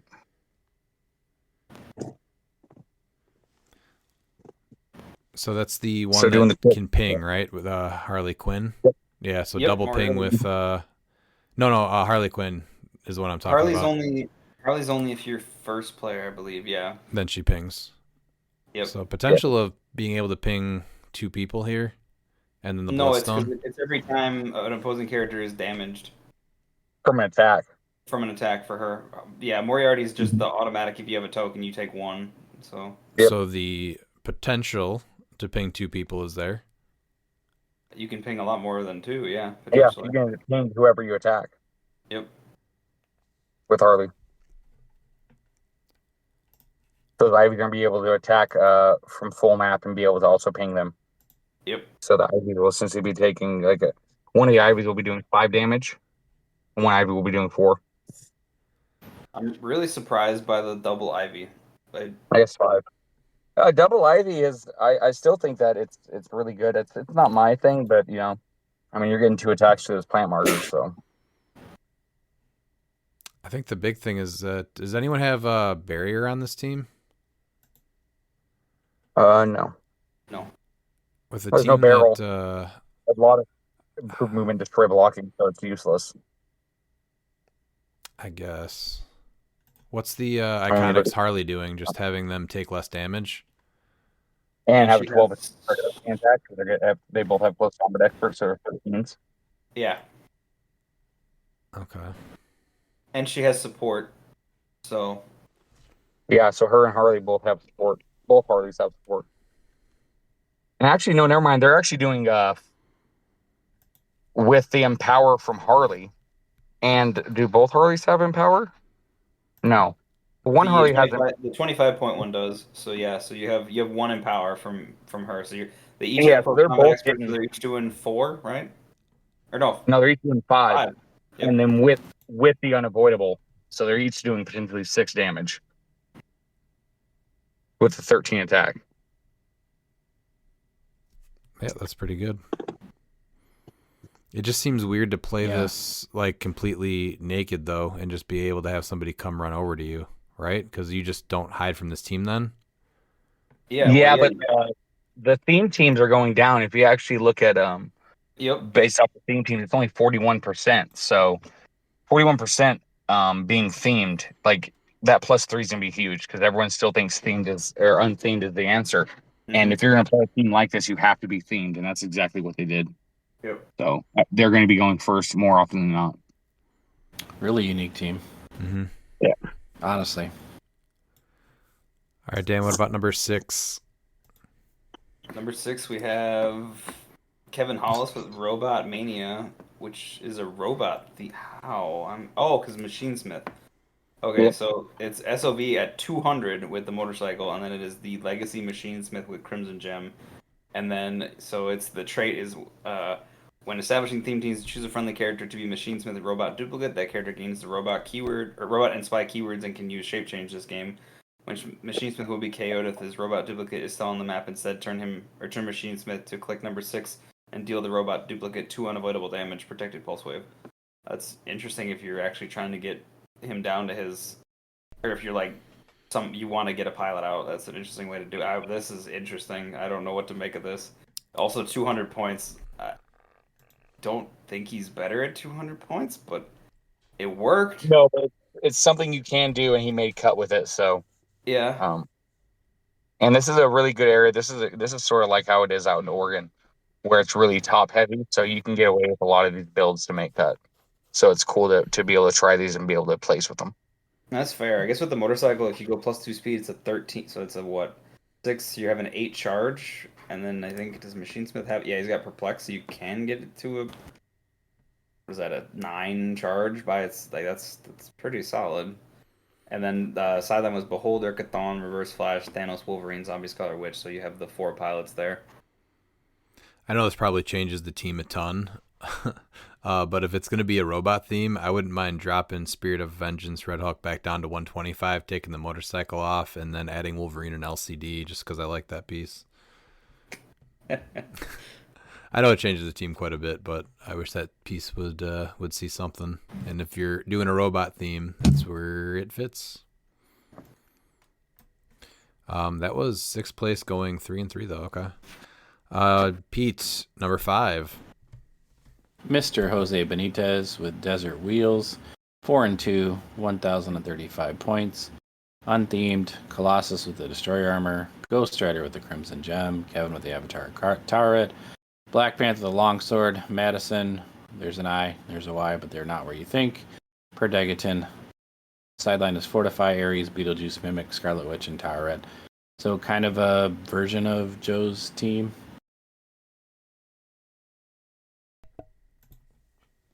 What's the difference is Madison?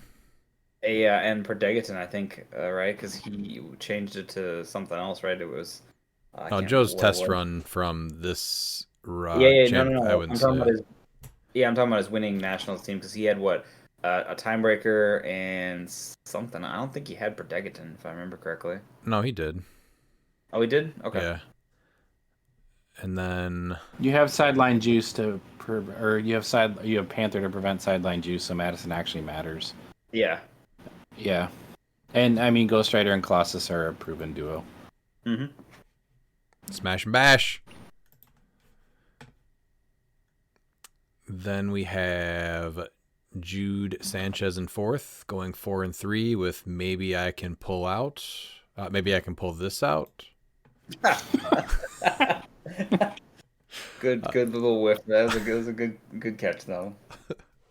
All right, we got a Prime Colossus with Destroyer Armor, Ghost Rider with Crimson Gem, Kevin with Avatar of Towerette, Chair Panther, Madison Perdegaton, Timebreaker. This is identical except for no sideline one shot, and you get a timebreaker instead. There you go. Yeah. Okay. Yep. All right. So did he pull out or did he not? I guess. Considering he got to 4th, I don't think he pulled out at all. All right, smash and bash with a timebreaker. How about 3rd place, Miles? And in 3rd place, we have Jose Mendez Orones with Pass to Past. Back to reality. It's King Arthur with +1 Longsword, Diana with Hellcycle, Reverse Flash with Stormbreaker, Captain America.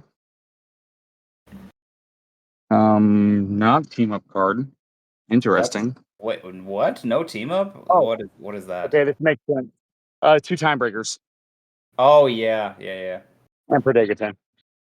So I'm not quite sure the 2nd Timebreaker was worth not having the team up card. But I think the team up card, especially with King Arthur, I think getting that team up card would be huge. Because now he's going to be another +1 attack. 14, 15 attack? Yeah, I mean, that's massive. Yeah. Is there any big reason to have Soul Siphon on there? Free regen. Way to heal. You can just murder a timebreaker, which is your regen. Yeah. So. Okay. Yeah, so if you have multiple timebreakers, you can free regen with it. Yeah, or just one timebreaker. I think it's worth it. It's going to be 10 points. You're able to heal. Is there anything that you could do to turn that timebreaker into a timebreaker pog? Mind Gem and a 5-point. I don't think it's maybe Pim Particles and you don't Ares Bomb. Potentially, yeah. I just don't think the extra timebreaker is worth. I think not you having could. team I up think you cards. could just Soul Siphon honestly too. I just don't think that's worth it. But I feel like I just think that team up card. Yeah, that team up card is just too important. Yeah, that was also what I was thinking. The team up card is very important. And King Arthur's still that's a really solid. I mean, he's a 19, but he's pretty tanky. Like he's hard. I mean, he's hard to put down. Well, he's gonna be a 20 because he has a sword, so he's getting +1 to all of his values. Yeah, but he's only an 18 top dial, so he's gonna be a 19. Oh, I thought he was a 19 top dial. No, he's only an 18. No, King okay. Arthur? Yeah. That's why the broadsword is actually nice on him, because then yes, you're not getting the like attack and damage buff, but you are getting the defensive buff if you want to go that route. So then he is a 20 top Yeah. dial. I like King Arthur seeing play. Yeah, he's awesome. I mean, We got great 2 King team. Arthurs, I believe, from here. Yeah, he's really This good at is insane. Smash. He's more of a slice. He can bash. This is different. Yeah, Excalibur he just literally, uses the flat end of the sword, Dan. Yeah. Not the pointy end. not when you have Excalibur. The thing is, well, No, so that's but this is more of a claymore. You bash and smash with the claymore. You know, there's no finesse in slicing with the claymore. I think getting rid of 5 or one of the time breakers to get the team up card is obviously worth it, right? Yeah, Yeah. I agree. Reverse Flash I mean, now Diana like a and King PJ's Arthur hot hog. all having +1. Yeah. Mhm. It's really good. Yeah, and then you're probably not rolling blades if you have long. No, you are rolling for him. Diana, are you? Maybe.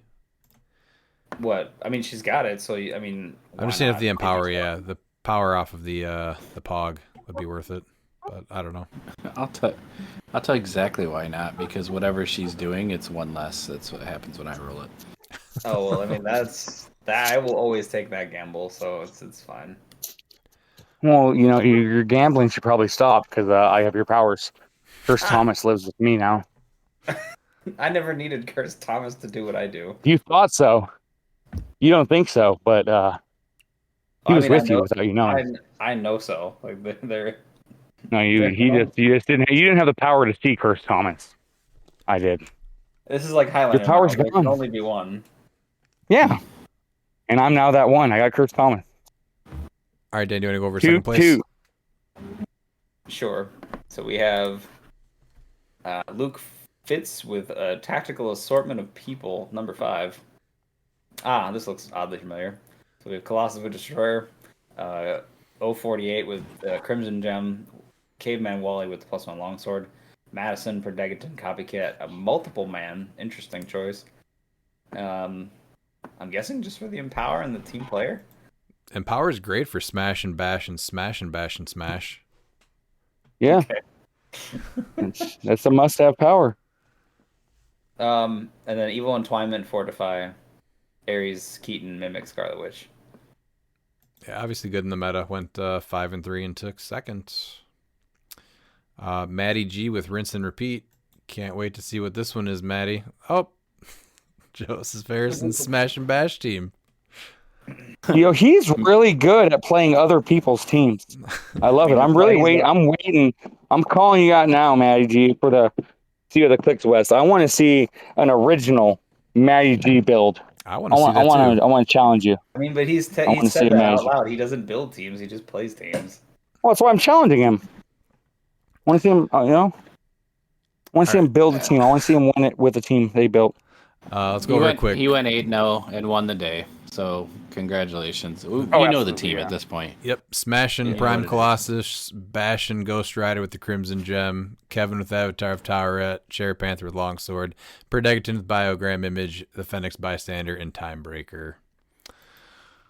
That was a 15-person event. All right, that was the New Mexico event. So then we have Highlander Games out of Boonton, New Jersey. And let's see, this was 13 people. They only did top 4 here. So, right? Yeah. Coming in 4th is Ken Minton with Spirit of Stupidity.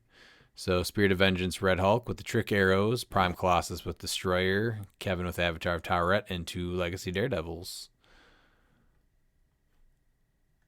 What do we think about Spirit of Vengeance with Trick Arrows?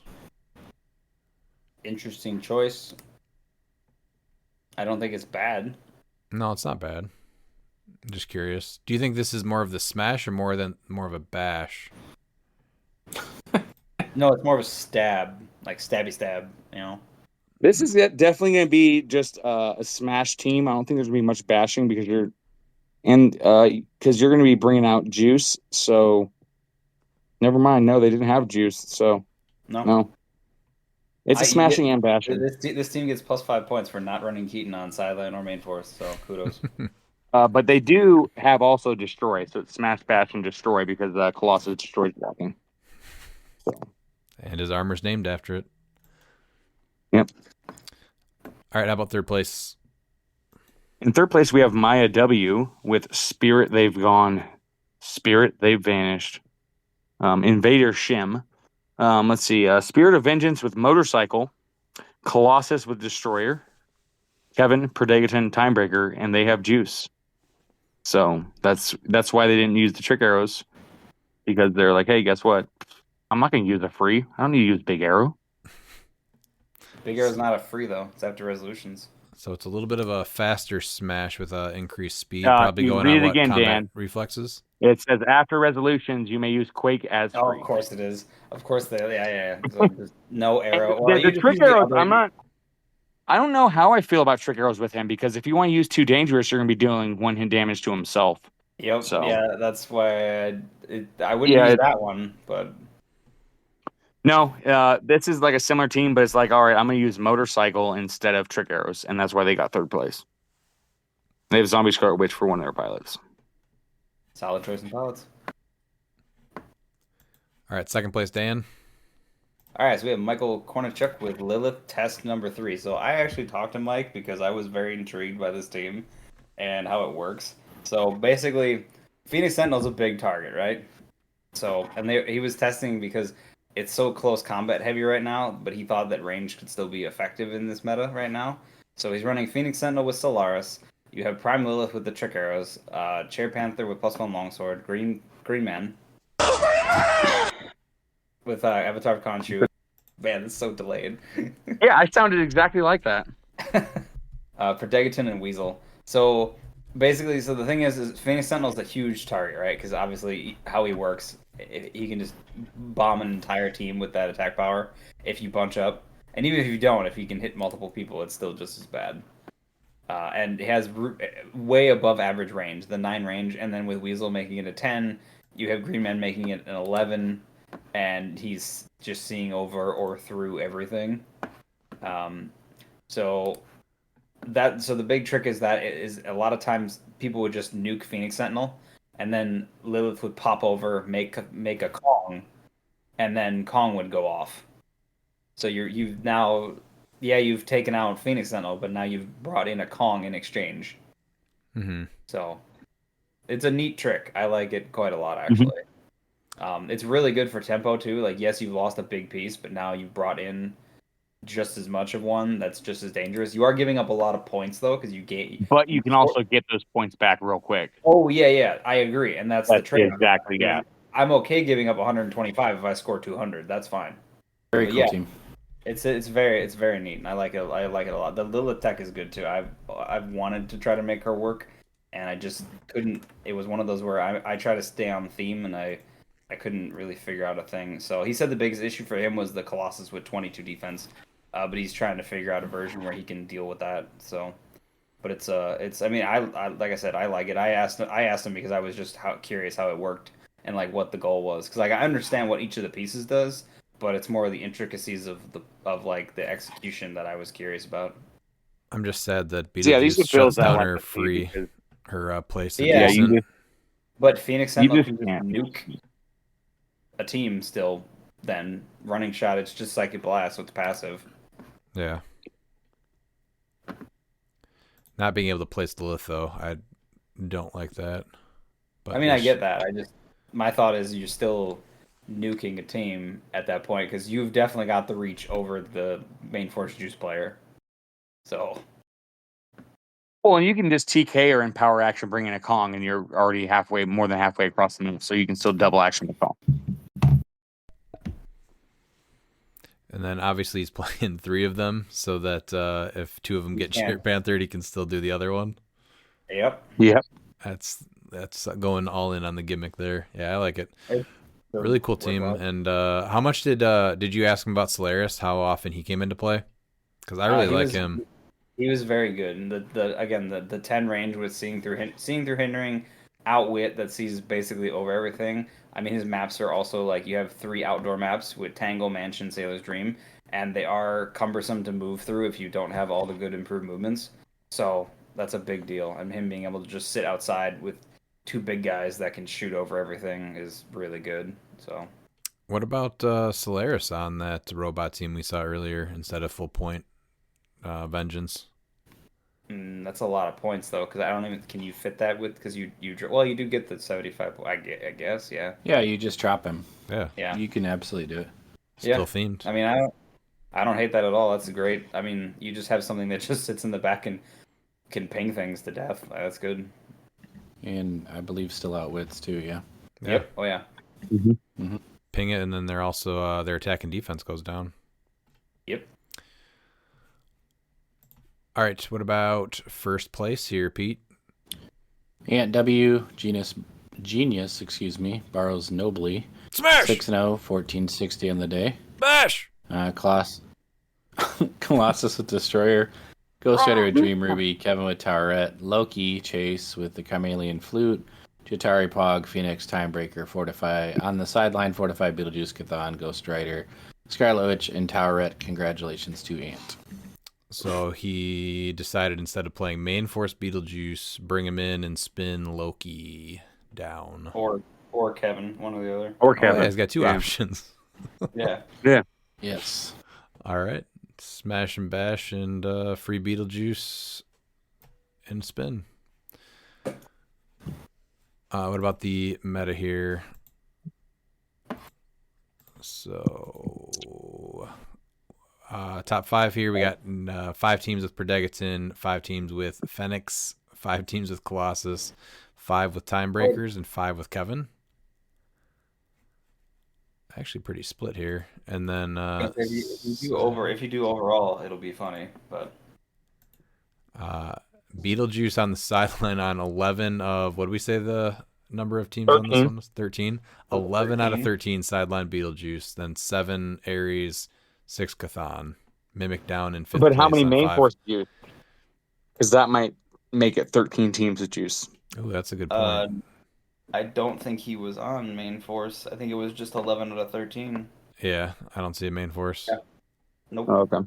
So he was only on the sideline, but he was on 11 out of 13, which is the majority of the field. That's excessive. Sounds like a problem piece to me. All right, going to Game On Chattanooga. 14 players in Chattanooga, Tennessee. They had 14, so they cut to top 8. Coming in 8th was Craig Shelton with Asgard.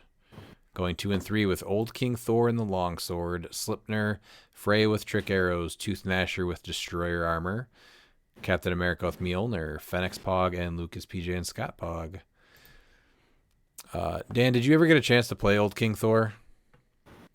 Not as of yet. He's one of the I played him on a casual game, but not ever tried as much as I really like him, you're really never pulling off that pulse wave trick.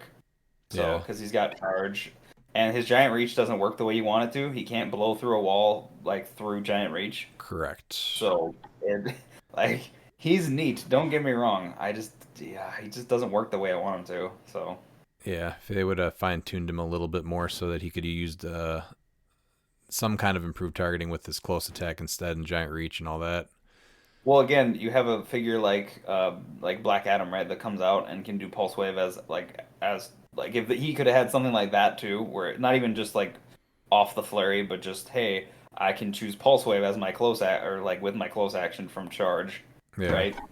That would have made him so much better because now he can charge and then pulse wave.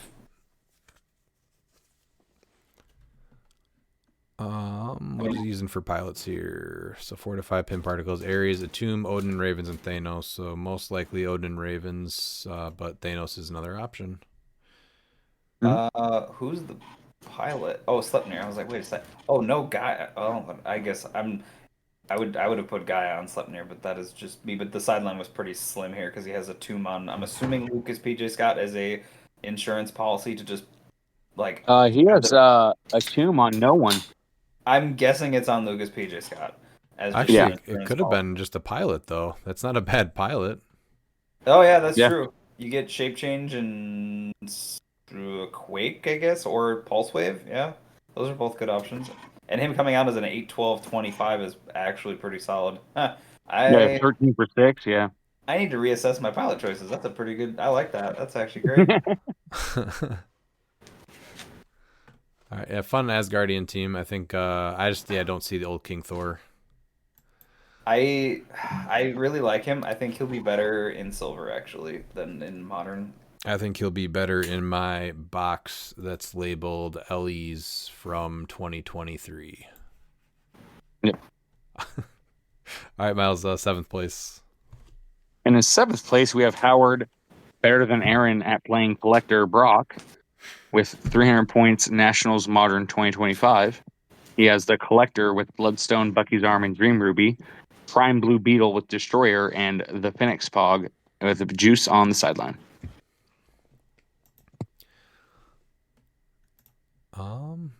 Interesting with Blue Beetle and Destroyer armor. I guess 21 defense.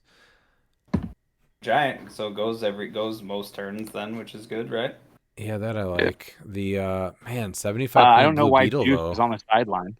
I guess Juice, in case you want to give him close combat expert, because he can't even get called in by him if he's a giant. So, but you know what? This is Howard better than Aaron at playing Collector or Brock, so he has to have it for a reason. I don't Maybe know about that we can get considering Aaron's record is better because he went 2-3 during this. So who's made cut more with Collector, Aaron or Howard? I I'm rest my pretty case. I'm pretty sure it's Aaron. No, Yeah, he actually Well, would yeah. not be able to bring Beetlejuice in at all unless he No. did one of the other clicks on Destroyer armor for Blue Beetle. And at that point, I don't think you're doing that, right? Yeah, no, and Aaron can't come on here and defend himself, so don't try and defend him for him. Let him take his shots. I'm just like that's very blatant. And I can't wait to get the popcorn out for when he sees you next. All right, Dan. Hopefully he's practicing his arm wrestling. Oh, all right. We got Jason Calvi with Destroy Them 2.1.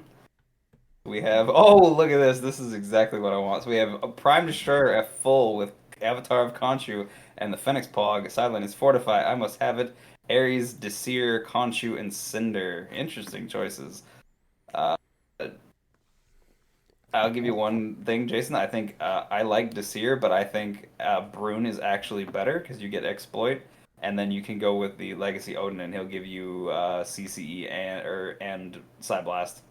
So I think those would be your better options for Destroyer if you're doing him at full as your main, just one-man army essentially. So, but I like this. This is dope. This is very much like it's point denial, and this guy's really hard to deal with. But I also think having the Heimdall sight for that one turn of 8 range is also super beneficial because now with no barrel, Destroyer is going wherever it wants, and it's going to be really hard to tie down. So Yeah, he's probably picking Desir for the Steel Energy and the Close Combat Expert. Yeah, but you can get that with, other pilots is what I'm getting at. So. Yeah. Oh, for sure. Yeah. Actually, I think he's picking Blades because he's got Ares on the sideline. So that's what I'm thinking. Yeah, I think you. I mean, you can also get Blaze with Cinder, but yeah, I don't know if you want to Cinder get has the Flurry, Blades, and Battle Fury. Oh, you Yeah, probably I don't want wouldn't Battle want Fury on most things, though, No. right? No, Yeah. not with his ability to shoot. No, I wouldn't. Yeah. So, but no, I like it. I like it, Calvi. I've got a similar build. I've got a similar modern build with Destroyer Prime, so I dig it a lot. All right, then Pete, number 5. Steven Swigert, Modern Verse, 2-3, 845 points. Played an Avengers theme. He had Hawkeye and Hawkeye with the Trick Arrows, King Jefferson, Salador Crimson Gem, the Green Man with the Broadsword Construct, Captain America with the Team Up, I believe with the Team Up. Yes. Perdegaton, the Phoenix Timebreaker. His sideline was Shield Throw. And that's it. So with Hawkeye, that shield throw is actually quite solid. So, because they have 3 bolts, but now they don't have to divide damage. They're just doing 3 damage to 3 targets, which is great. And then you can still drop a trick arrow. This is the first. Let's do it with Zolly Torel too. because now Zola Jorel will be able to get 3 targets for a better chance of hitting. Mm-hmm. This is the first team to take Hawkeye to top cut, which is kind of crazy. They're still such a good piece. Like I'm still. Yeah, surprised. we still are waiting for Josafa to enter the CCO. Oh no He'll no! be that. It's definitely Harris too. Like I'm wait. Yeah. I know Harris won't be at ours unfortunately, but this is a team I could definitely see him playing. All right, then in fourth place, HeroClix Borderlands with episode 47, Mortal Kombat. It's Zombie Scarlet Witch at 80 points with Serpent Crown. That's actually a neat play. Mm-hmm. Chase Captain America with Mjolnir, Diana with the long sword. Then we have Green Man with Avatar of Tauret. Ironheart from Black Panther, the 040, not the Legacy. And then Perdegaton at 20 points and a Copycat Pog. So this is interesting, right? So basically, they're using. So you have Cap with the Kill Seam, right? You've got Diana for her like stat bump, basically, and then so Scarlet Witch can then mind control with the Serpent Crown and make them do actual costed actions or whatever. They can use like the pulse wave things they couldn't normally do during mind control, and then she can yank them into the Coliseum, Mhm. and then make a close attack. And then Cap can do his thing. That's actually pretty scary. Yeah, this is a neat team right here. Mm-hmm. Beetlejuice, Cthon, Mimic, Reverse Flash, Tauret on the sideline. I like it. Miles, here's your boy. Yes, and in third place, we have Nick Bare Necessities Baloo with DS Doodoo V3 playing Camo with Motorcycle, Butterfly, Death Metal Wonder Woman with Bloodstone, Legacy Daredevil with Destroyer, Perdegaton, Timebreaker Pog, and PJ Lucas Scott Pog. His sideline was Fortify, Ares, Cthon, and his butterfly options were Mern, Moriarty, and Zala Jor-El. Miles. And for the first time in at least a year, he scored over 1,000 points in Modern. So kudos for not going to time. Nice job, Nick. Yeah. Miles, did you build this team? No, He tweaked it, didn't Why- he? I did not build this. No. Yes, I was helping him figure it out. So yeah. This looks like he lost to Wes Summers' Ghost Rider team with the Spirit of Vengeance, Doom, and then Andrew Mashburn's team. And he gave Wes the biggest challenge. If you look at Wes, he wiped everybody except for Nick. That game went to time. He beat Nick 240 to 165. So Chase Dr. Doom was yeah. on both teams he lost to. Yeah, I've always said it. A good day for Nick Blue is a good day for all of us. Actually, Sorry, I just said Miles. it now for the first time. What did you say about the? Were you talking about round 6 where you lost by 5 points? yeah. Well, no, I'm talking about against Wes Summers. Oh, okay. Why did he Yeah, lose Wes by Summers 5 points? It's a whole entire thing. He says he didn't turn over his one shot. His opponent said he did. So the world may never know. Are you serious? So I guess Yeah. that's exactly yes. Wow, That's what I heard. I did not hear about that.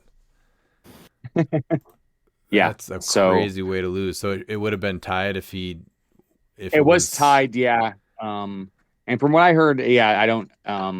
Like I said, this is that he said he never uses one shot. Yeah, and I don't know if Andrew said exactly when he used the one shot, but yeah, he said he did.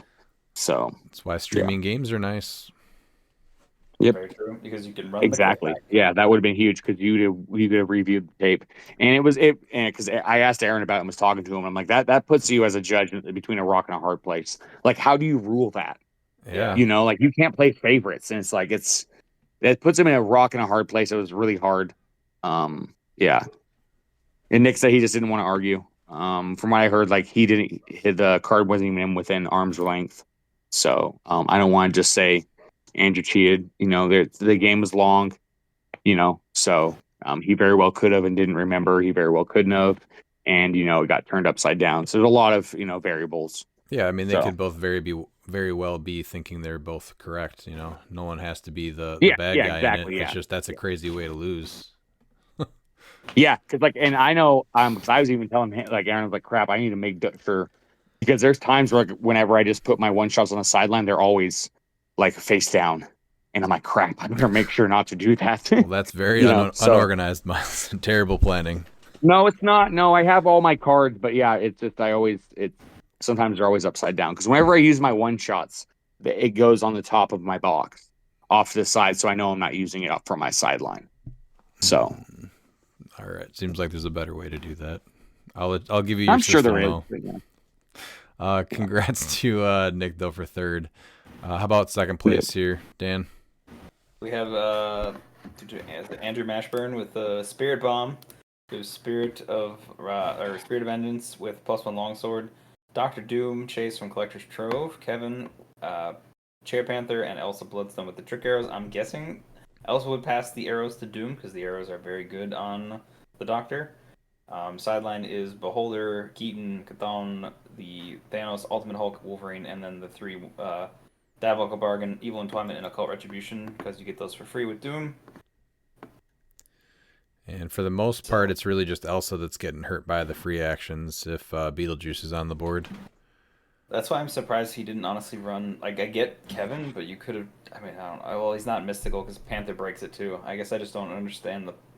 Like, I mean, I guess Chair Panther just to like limit sideline choices still, and it's a leadership. Well, it's very important. One shots are a huge part of this game, and that's why I still think Chair Panther has a place in this meta.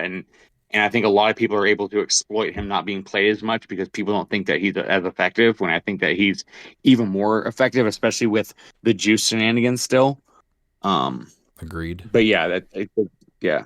Oh no, it's still really good. It's just I'm just thinking of like, well, was there anything else he could have pulled out here that? I mean, he still got second, so the team obviously performed really well. Yeah. It's unfortunate, yeah, with how the finals went, which we'll go over. It's just good to put them under a microscope and bring attention to things. For sure. Mm-hmm. All right, Pete, first place. First place, Mr. Wesley Summers, Ghost Rider. He went 7-0, 2,040 points. That's a day right there. Yeah, it is. Spirit of Vengeance, Red Hulk with the motorcycle. Dr. Doom Chase, love him. Elsa Bloodstone with the trick arrow. She's a menace.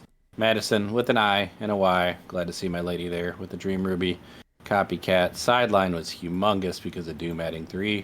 He added Diabolical Bargain, Evil Entwinement, and Soul Siphon. Then the rest of the sideline was Beholder, Keaton, Chthon, Thanos, Ultimate Hulk, and Wolverine from Deadpool Weapon X, number 060. Congratulations, Wes. I think. Yes, I forgot to say that too. Oh yeah. This top 3 is very reminiscent of the match at Sacrifice from TNA with Scott Steiner, Kurt Angle, and Samoa Joe. Nick being Samoa Joe, you have Kurt Angle with being Andrew Mashburn, and you have Scott Steiner being Wes Summers because Nick obviously didn't make it, and Andrew didn't even want to try to play Wes in the finals. Yeah, because he didn't want to go for it, and so like Scott Steiner says, he knows he can't beat me, and he's not even going to try. So this is the Steiner Math game, the tournament. Wait a minute. So why even argue about the one shot if you're not going to play the other person? That's ridiculous. I don't know. Wow. Yeah, I don't know. I just when I heard that, I was like, wait, yeah. What? So he all that and he conceded in the finals. That to me doesn't make a lot of sense. Yeah, because he just knew that because him and Wes already played, and Wes destroyed him, and he knew that Wes knew, which is unfortunate because there are always just die rolls. But like, I get it too. But yeah, I mean, arguing about a 5-point win, I guess it's surprising, but at the same time, it's yeah. Dude, no, I get like, it. The prizing's cool. It's all brand new and stuff, but the prizing's everywhere, right? In a month, everything is like $20 now. Yeah. I want to see. No, yeah, teams this is unfortunate. Fight. Yeah. Just go to the roll off, at that point. All right, but congrats to Wes. I think Dr. Doom is honestly the biggest sleeper coming out of these Champion CLIX Opens, and like Corey played him in one CLIX camp too. So I think Dr. Doom is actually going to see a huge. That was the biggest reason why I lost. Yeah, that Doom is nasty. I mean, he's always been good. That's the thing, right? Like he's never not been good. But he's not the reason why he's not like what people consider S tier is because he's not just point and click figure. He's not a smash and bash figure. Exactly. Right, Miles? So, yeah. But I think this is finally going to be the time where he's shown to be the piece that he really is. So Yeah, I'm not going he's to given me trouble every time. Every time I played against a Dr. Doom chase. Oh no, not at all. That wasn't my point. I want to see people fight. I hate conceding. I hate all that stuff. So especially to take away a potential win from somebody else just to concede the next round. Like I personally have an issue with that, but whatever. Yeah, back to Dr. I Doom. talked with Nick after that, and that's what hurt him the most is because he thinks that he would have had a chance. Because if you look at Wes's matchups, like he won 300 to 5, 300 to 5, 325, and then he only beat Nick 240 to 165 before beating someone 300 to 185, and then 300 to 180. So like Nick gave him his toughest challenge. So I think that would have been a great match. I'm not saying Wes would have instantly lost. I just think that it would have been nice to see the finals played out because I don't like conceding. Right. And fight it out. I like to see who wins. It could have gone either way, and I would have liked to see it. Mm-hmm. But back to the collectors. The Doom chase, though, I think every time I've come across a Doom team, he's given me trouble. So I think this is finally going to be the event that kind of pushes him over the edge to see more play. Yeah. But congrats to Wes. Meta main force, you're looking at, what did we say with the teams? This was a, 15? 14? This is Chattanooga, 14, right? yeah. 14, okay. Yep. So out of 14, 6 played Phoenix, 5 had Predegaton, 4 with Copycat, only 2 with Spirit of Vengeance, Red Hulk, and 2 with Daredevil. That's interesting. Sideline, though, 8 teams with Beetlejuice, 7 with Chthon, 6 with Ares, 6 with Fortify, and only 4 with Mimic. That's the biggest surprise is how much this is going up and down. I wonder if it has to do more with the local players knowing the trick that it's not as easy, or it's pretty easy to stop it. I think if you look at the areas where Mimic's seeing less play, I think that's exactly what it is, where you see that they're high-level players. And so it's like, what's the point of even using Mimic? Because you know these players are going to just manipulate, you're not going to use it anyway, so you might as well find somewhere else to use it. Right. All right, then we're going to go to Union City, California with 13 players. They had, looks like, cut to top 4. So we're going to start with 4th place, Sean Council with Old King Hor. He went 3-2 with Old King Thor with Destroyer Armor. Oh, Old King Thor at 200 points. It's a pretty good name, honestly, and I'm just looking at his stupid old face and eye patch.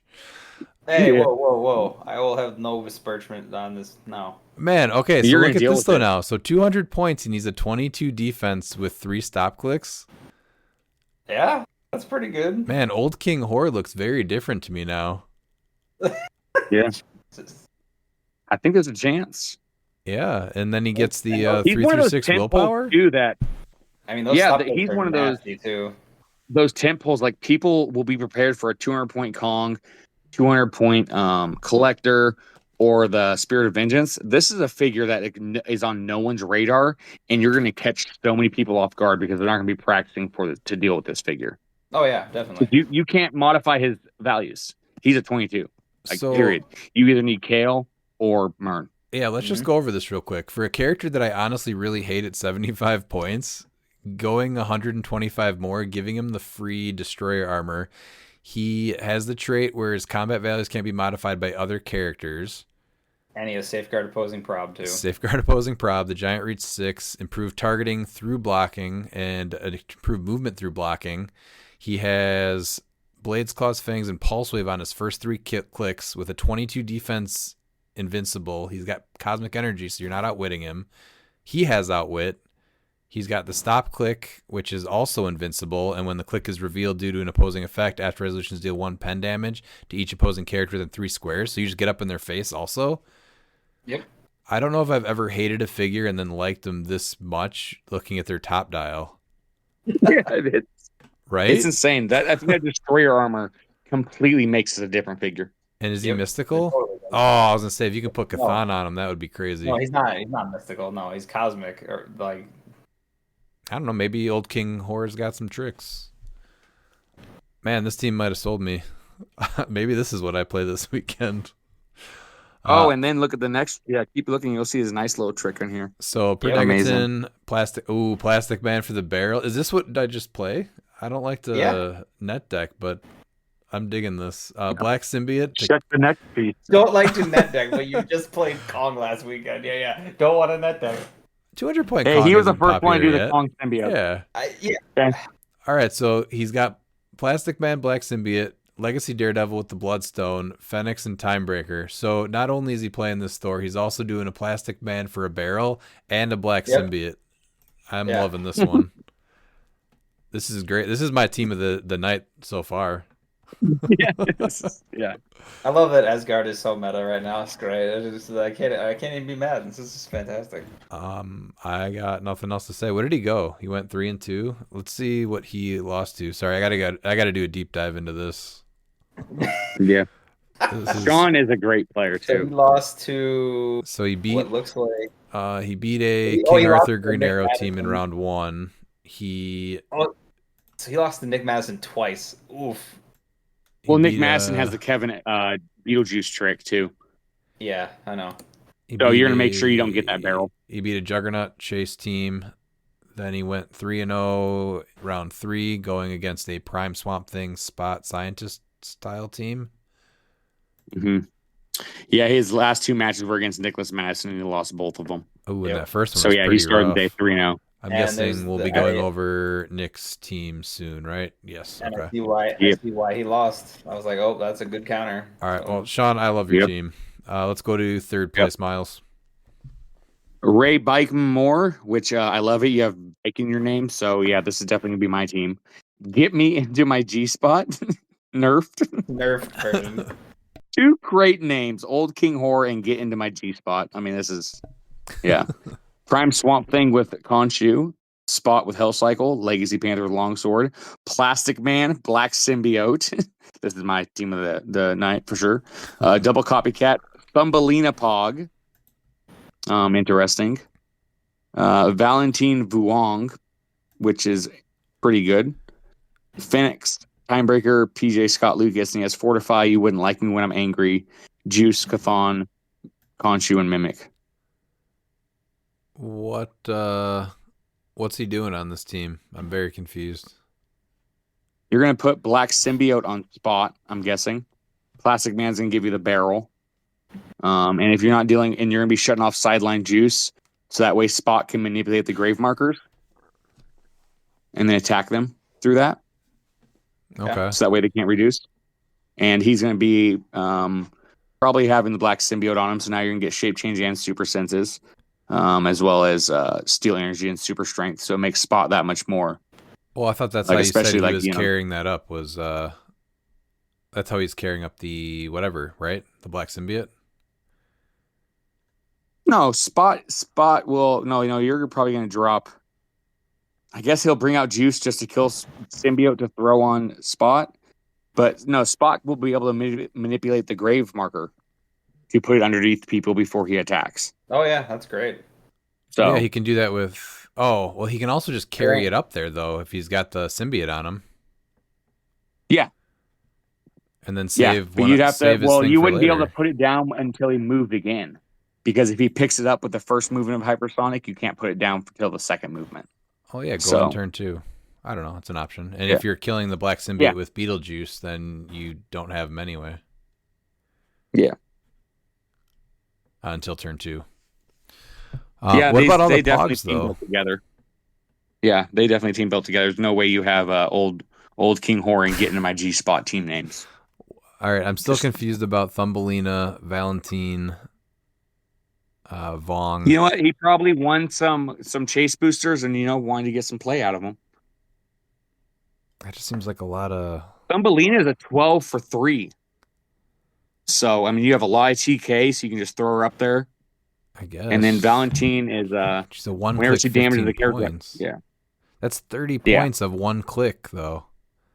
No, that's I think That was what I thought was like, man, some of that stuff where it's that so many points wrapped up in one click figures where it Mhm. just I mean, it gives you that's, if you can, I guess, perplex and underworld for the spot.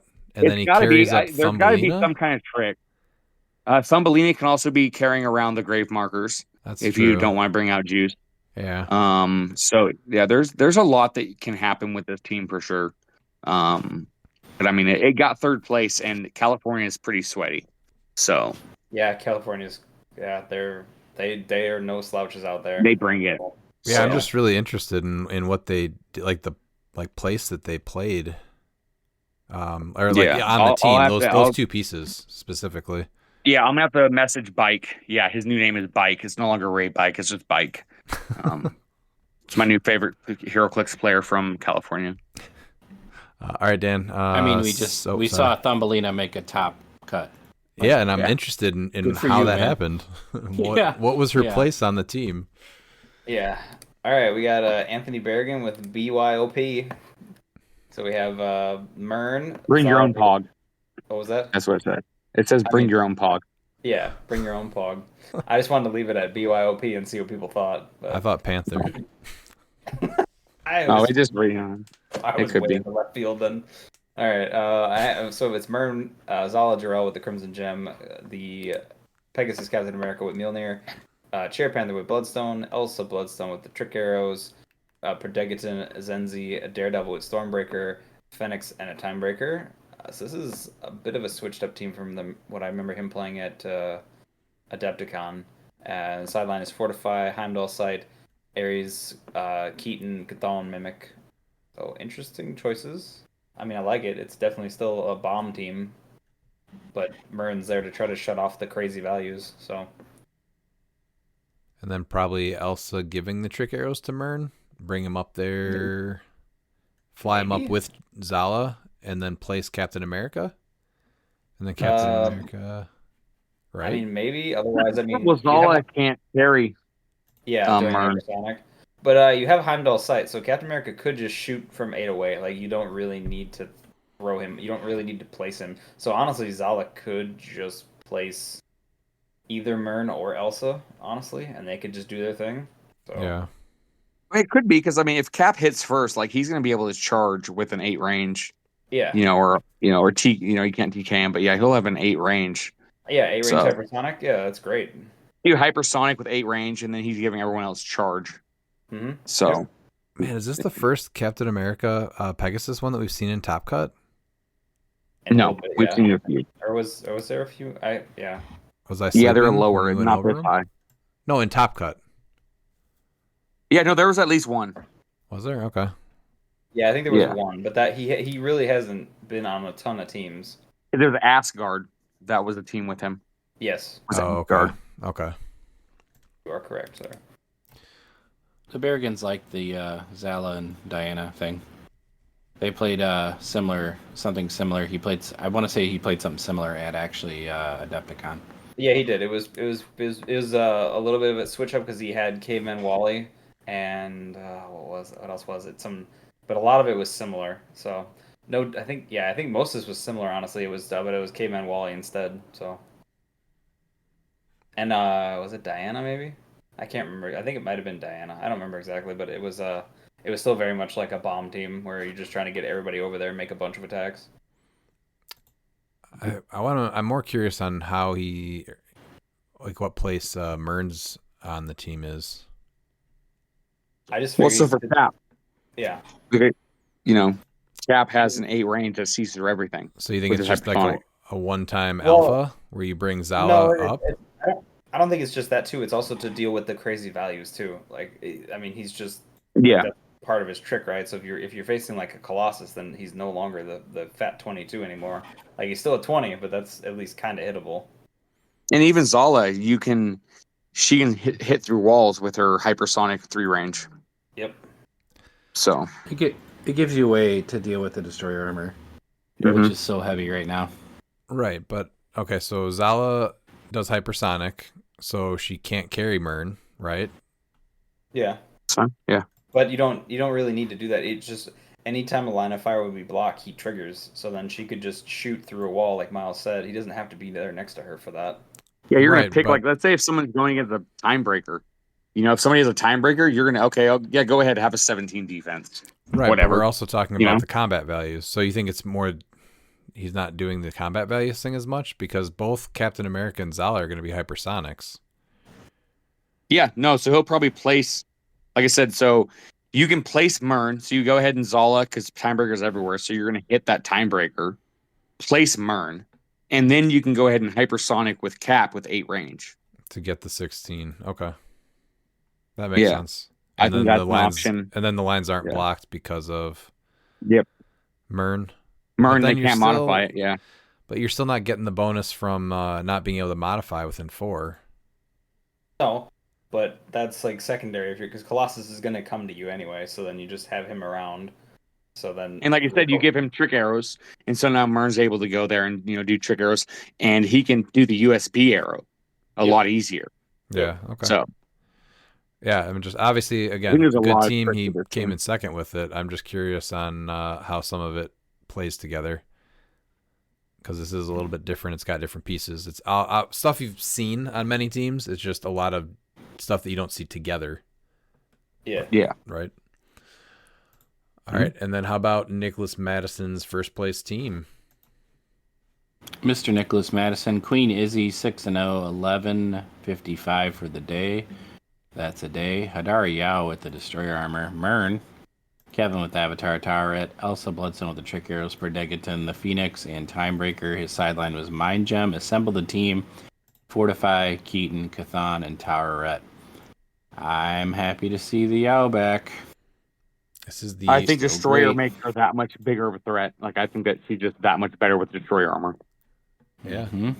Can't knock her back because she's either a giant or she has a reducer now to if you do have a Kong or something. Mm-hmm. Yep. 21 defense. And then you get the 3 through 6 Hitting someone willpower. for 5. It's not a bad play. Yeah.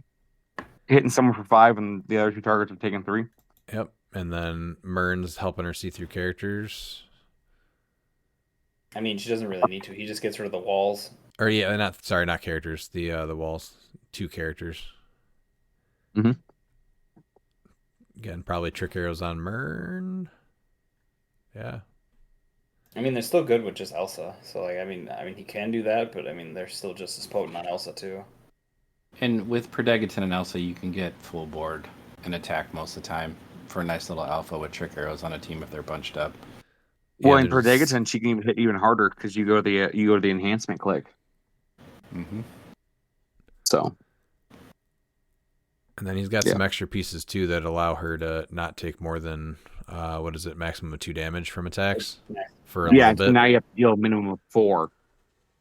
You have to do 4 damage now instead of 2 because you can't just deal her 2 since she has she's gonna be a giant with +2 defense and a vulnerability. Yeah, it's a neat Good combo. call. I can see this team actually honestly getting replicated. Yeah, he's part of Team GOAT. I believe it's they have a new team. It's Syndicate, Lou, JM, and then the GOAT Joe. And there's a few others on the team. Oh, Kenny Meats too. Oh, that took it down a notch right there. That was a bad decision. Yeah, I know. I was hyping up the team, and then I just started with that. Yes. Then you couldn't have gone up. Yeah.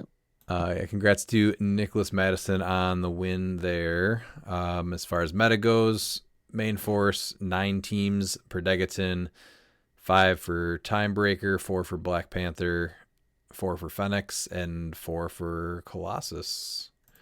Sideline, 12 teams had Beetlejuice out of, what did we say? 13. So the majority. Was there a main force Beetlejuice? We'll find out in a second. 9 teams Wait had a second. Mimic. 12. I just want to go back to 12 out of 13 is the majority. Yes.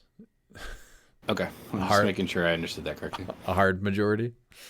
Was that not? Yeah. Was I incorrect with that statement, Pete? No, I just thought it was a funny way to say it. Okay. Mimic on 9 teams. Fortify. Yeah, no main force. Yeah, no main force juice. So only one person did not play Beetlejuice. Yeah. He's my hero. I think it was actually your team of the night. Was it? The King Whore, yeah. Very nice. I believe so. No, never mind. He did. Mike Okay, Danishko. that knocks it down a couple notches then. No, trying to find out who did it. All right, Right there. who? He's in 12th place. Adrian. Okay.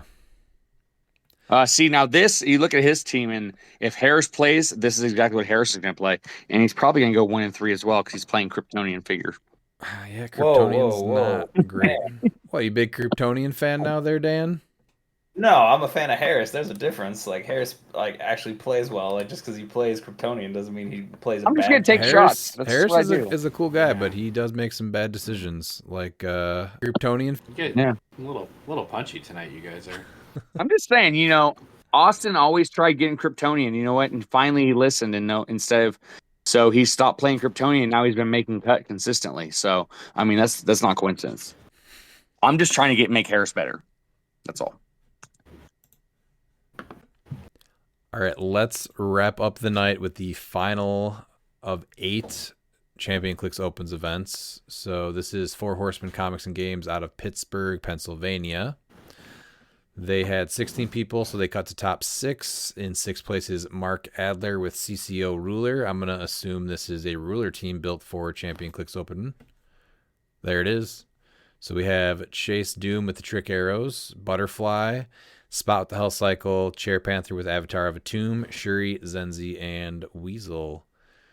What are the sideline options here? So Professor Moriarty, Atum, Beetlejuice, Cthon, Perdegaton. That's an interesting one. Reverse Flash, Diabolical Bargain, and Evil Entwinement, and Soul Siphon. So what is Professor Moriarty for the pilots on Spirit of Vengeance. Spirit of Vengeance, yeah. And then a 40 points per Degaton, maybe? Yeah. I guess that gives you... But it's instead of... What's that? But it's interesting because this is not a Yume. So yeah, you get Perdegaton would have to be KO'd twice before you bring in Butterfly. Because this is not a Yume. It's just that if he has a time disc token when he would be KO'd by an opposing effect, instead turn him. So it's not a Yume. So okay. Yeah. Unless they change the ruling again for Butterfly swap where you can still choose. Well, Butterfly, the ruling is always you have to do the ones that are mandatory first versus the... These are both mandatory. Yeah, so I'm guessing you would choose the order then? Yep. Yeah. So, Yep, I see Chase Doom picking up speed. Yep. Surprised he hasn't by now. He's always been good, just a little, underplayed, I guess is the easiest way to put it. All right, let's go to number 7, Miles. We have Ryan Knotts in 8th place. He's in 7th. SOV. God, that was such a bad joke. Spirit of Vengeance at 125 with +1 longsword. 048 Ghost Rider with Bucky's arm. Wonder Woman with Bloodstone. Tim Hunter. And then he has Beetlejuice, Cthon, Scarlet Witch, Thanos, Wolverine, Beholder. I like Tim Hunter. Yeah, she's pretty solid. Yeah, it's Harry Potter. I love it. Although he has one character with range, so Tim's not really doing a whole heck of a lot there. What does he do? Because I have not played this piece that looks like a giant nerd. He's Harry Potter, but no, it's whenever he would be damaged by an opposing effect. If a friendly character of higher points with a mystical keyword is within range, he still only takes 1 unavoidable damage instead. So, I mean, he still does his thing. And enhancement can work too with Ghost Rider or the pilots. I guess he's also out, yes. dual prob when it's not your turn. And then he comes out on essentially a god click, and you're going to get 1 turn with him. Okay. That's cool for the 40. I know. I think, Pete, you played him once, and then I've never played against him again. I played him a couple times. I just don't think we played the other. Yeah. I know Looper's played him too. He's a wildly fun piece. He's kind of ignorable, which is why you almost have to play him on Mystical Theme in order to get him activated. Mm-hmm. Because you got to be handing in the damage. So he doesn't have any Mastermind on the team, right? No. No. Okay. But the modify speed +2 and enhancements, nothing either. He's a nice piece. He's a really fun legacy piece. Yeah. Oh, I guess that's good because the speed for Wonderman's charge is great then. So that's great. I didn't catch that part. I was 7 thinking more of charge. the enhancement range. Yeah. So yeah, she's got a 7 charge then. Yeah. All right, Dan, we'll go over number. What are we on? 5. This is wait, no, 6, right? Joel Stevens. Yes. Yes. I was incorrect. So we have Hoppin' Mad with his Red Hulk. Oh look, Red Hulk! It's the Gamma Bombs. Yeah, Joel, you know what's up. And then we have the first appearance Wolverine with Stormbreaker. Interesting, considering I think he already does knockback. Yeah. Oh no, he only has knockback from the Speedfire. Okay. And then Despero, Miles Morales from Black Panther, and Prodegaton, Sidelines, Diabolical Bargain, Fortify, Ares, Mimic, Reverse Flash, and the Spider-Man swap up for Miles. So I get the Gamma Bomb trick. I'm trying to figure out, like, Wolverine, is he just... He's just a good attacker at full. Yeah, I mean, he's a great attacker, and he's got a long dial for 70 points, so... This was the event where I found out that the Gamma Bomb was being changed because I guess Azareth as a judge, got a hold of PJ, and PJ said they're going to be ruling it as effect terrain.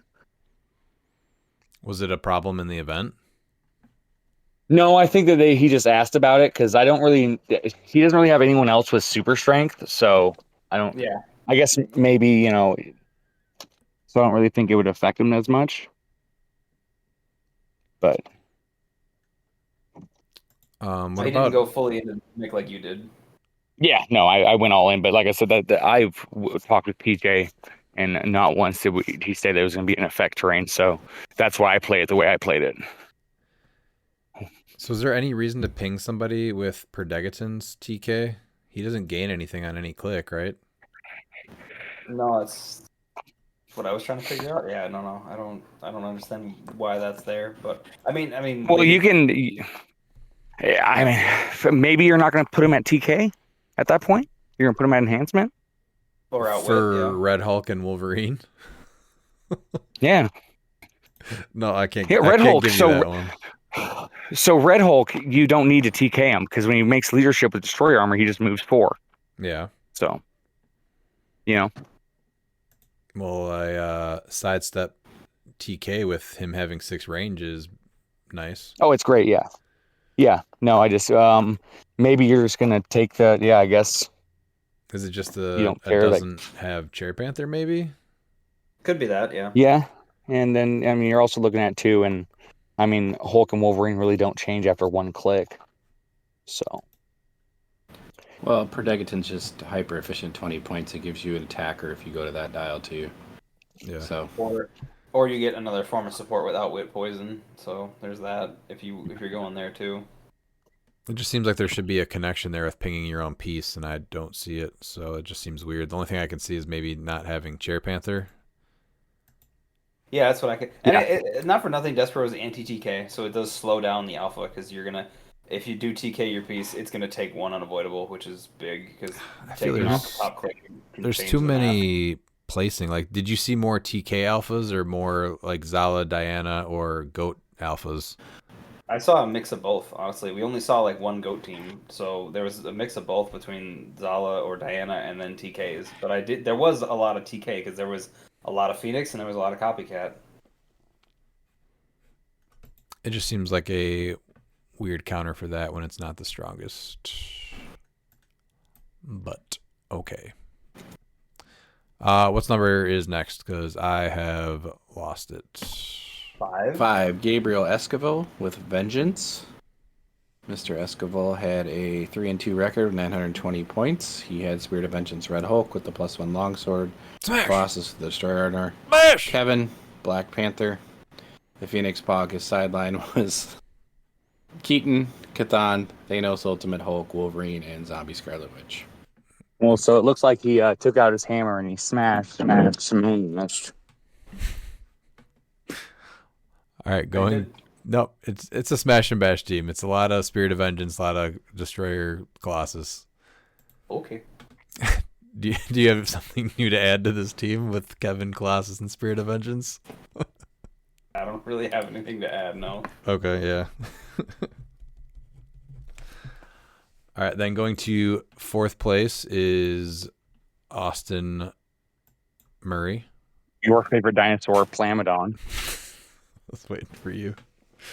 All right, King Jefferson with Trick Arrows, Caveman Wally West with +1 Longsword, Zala Jarrell with Avatar of a Tomb, Captain America from Cookie Quartet with Mjolnir and the team-up card, Quicksilver, Scarlet Witch, both from Cookie Quartet, Timebreaker per Degaton, and a Civilian. So the Civilian is the one that you just kill, right? Why? Yep. Oh, for Jefferson. Got it. Mm-hmm. Yep, it's Jefferson Bomb, yeah. Not bad. Okay. He's been playing some past Avengers for a bit, hasn't he? Where did he go? He went fourth place, 4-2. Ever since we Ton of points. or I've been giving him crap about Superman. So Yeah, he still did go with one Kryptonian. I guess it's the most acceptable at this point.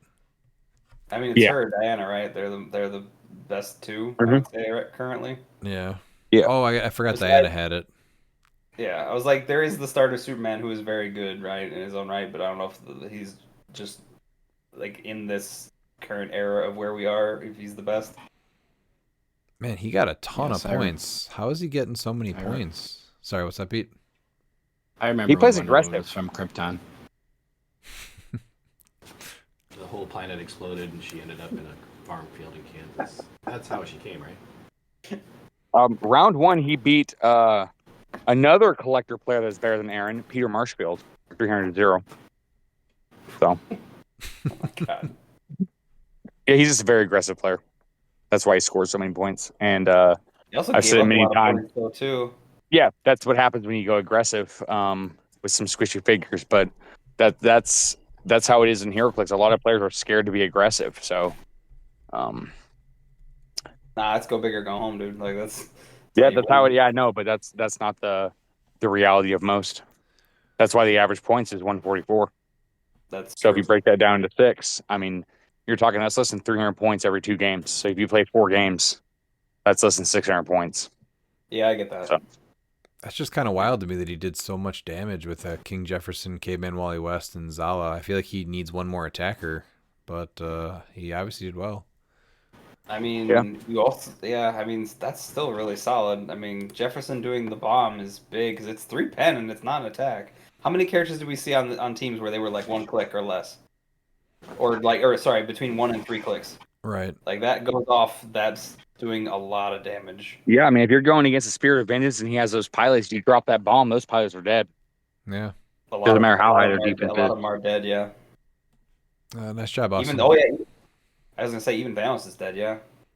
Yeah, it's 1 pin. So yeah, they're all dead, even if they have reducers. Yep. Do you want to go over Trent's third place team, Miles? Yep, this is known as the team that Redmond beats all the time.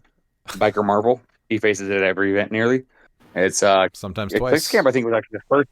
It was the first event that you actually didn't play against this team. this year. Double Captain Marvel, yeah, this year. At 100 with both Motorcycle, Kevin with Tauret, and Daredevil with Destroyer, with assist from Another World to bring in Legacy Captain Marvel, which I think is a great call. Ares, Juice, Reverse Flash, and Tauret. Really I surprised. mean, bringing in that Legacy for a turn is hilariously awesome. He had the what? Oh, Yeah. yeah, 95 points then. Yeah, I think that's Yeah, the yeah. only thing he's changed from the build. Otherwise, it's pretty much I'm really the surprised- same. Or no, Daredevil surprised- too. Is it what Mind Him or something like that, No, right? It was Power Gem because Power. you roll. Power you, Gem. you just have the 10, so it's Yeah. a pocket 10. I think Daredevil's new too on the team. Yeah, that sounds right. All right, Dan, Collector with 1L. I'm guessing it's the So same. Jalen Major making a second appearance with Collector with 1L. Oh, another collector player better than Aaron. Awesome. Man, That I list can't is getting wait. longer. It is. I mean, right now he's at what, 4? Oh, I can't wait for the clapback. I'm gonna just have the biggest. Oh, back Logan pop too. for So this. that puts him at 5. So this is Collector with Bucky's Arm Destroyer and Universal Weapon. Kevin for Degaton, Daredevil with Crimson Gem, Weasel, Timebreaker, Sideline only 4 Fortify, Mimic, Reverse Flash, Towerette. Was there? I don't think there's any changes, right, from the other team you played. No. No, this was the next day, so I doubt he would change much, if anything. Did he get more points? I think so, actually. Looks like- His points are pretty No. low, I think, on the other one, wasn't it? They aren't much higher though then because it's 900, which is out of the top 4 like super low in comparison to the other 3. All right, let's go to first place, Pete. Jacob A. Bishop, Van Beetlejuice A. Wyatt, 5 and 2, 1475 for the day, and it's Spirit of Vengeance with the motorcycle, Colossus with the Destroyer Armor, Kevin with Towerette. The Phoenix, the sideline is Beholder, Chthon, Towerette, Thanos, Ultimate, Hulk, and Wolverine. Congrats to you, Mr. Bishop. Looks like a little bit of So smash the next and day, bash. after rolling a crit miss, he decided not to roll an attack late game. Very good. And won. Yeah. Went 5 and 2, 1475.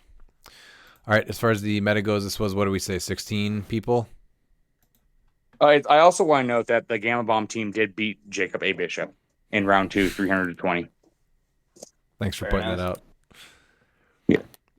Yeah. Yes, it was 16 people. All right, so out of 16 people, we have Perdegaton in first place at 7, Phoenix at 5 teams, Colossus at 5 teams, Kevin at 5 teams, and Daredevil on 4 teams. Sideline, there's that Beetlejuice on 12 teams out of 16. And then all the way down to 6 teams is Chthon, Fortify 6 teams, Mimic only on 6, Reverse Flash on 5. No main force. No main. All right, that's going to wrap So up that's good. all 8. What's good? No main force Beetlejuice? Yeah, I mean, he's not quite as prevalent as we had anticipated. I mean, that's Well, no, good. that's exactly what we anticipated, that they're going to wait until World, so that way they're not going to address the main force. We did have Emily completely destroy teams with it, and so I expected this next round of CCOs to Yeah, I was gonna say, potentially copy all the that with later the 3 ones Kongs. Yeah, they might that might have a shift because of how well that did. So Yeah, and it's a cheap team to buy, so people will just steal it. Yeah. So, People are still going to win, so they're going to look at and see what won. And what did we say? Not between the main force or just the main force. It's what are Kongs, like $30? I think so. yeah, 30. So you're So looking 3 of those. $120 for 4 between Keaton and the three Kongs, right? yeah, which is Yeah. super reasonable.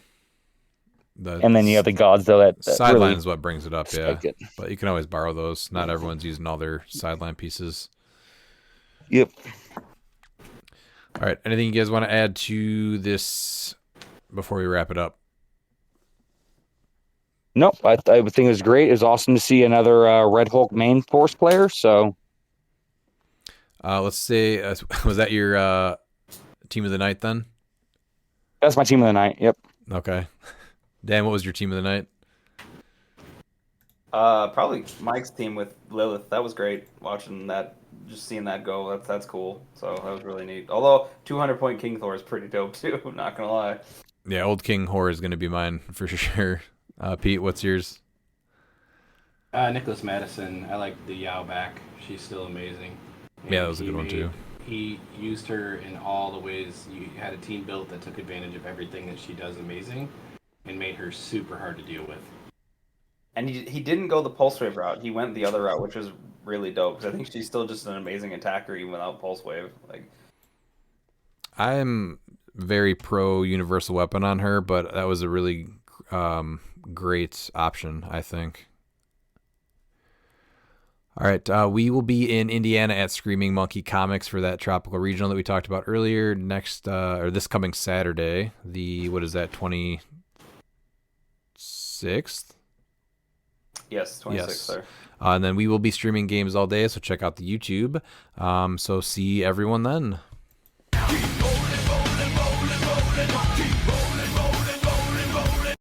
And if you're not down with that, we got 2 words for ya! Click it!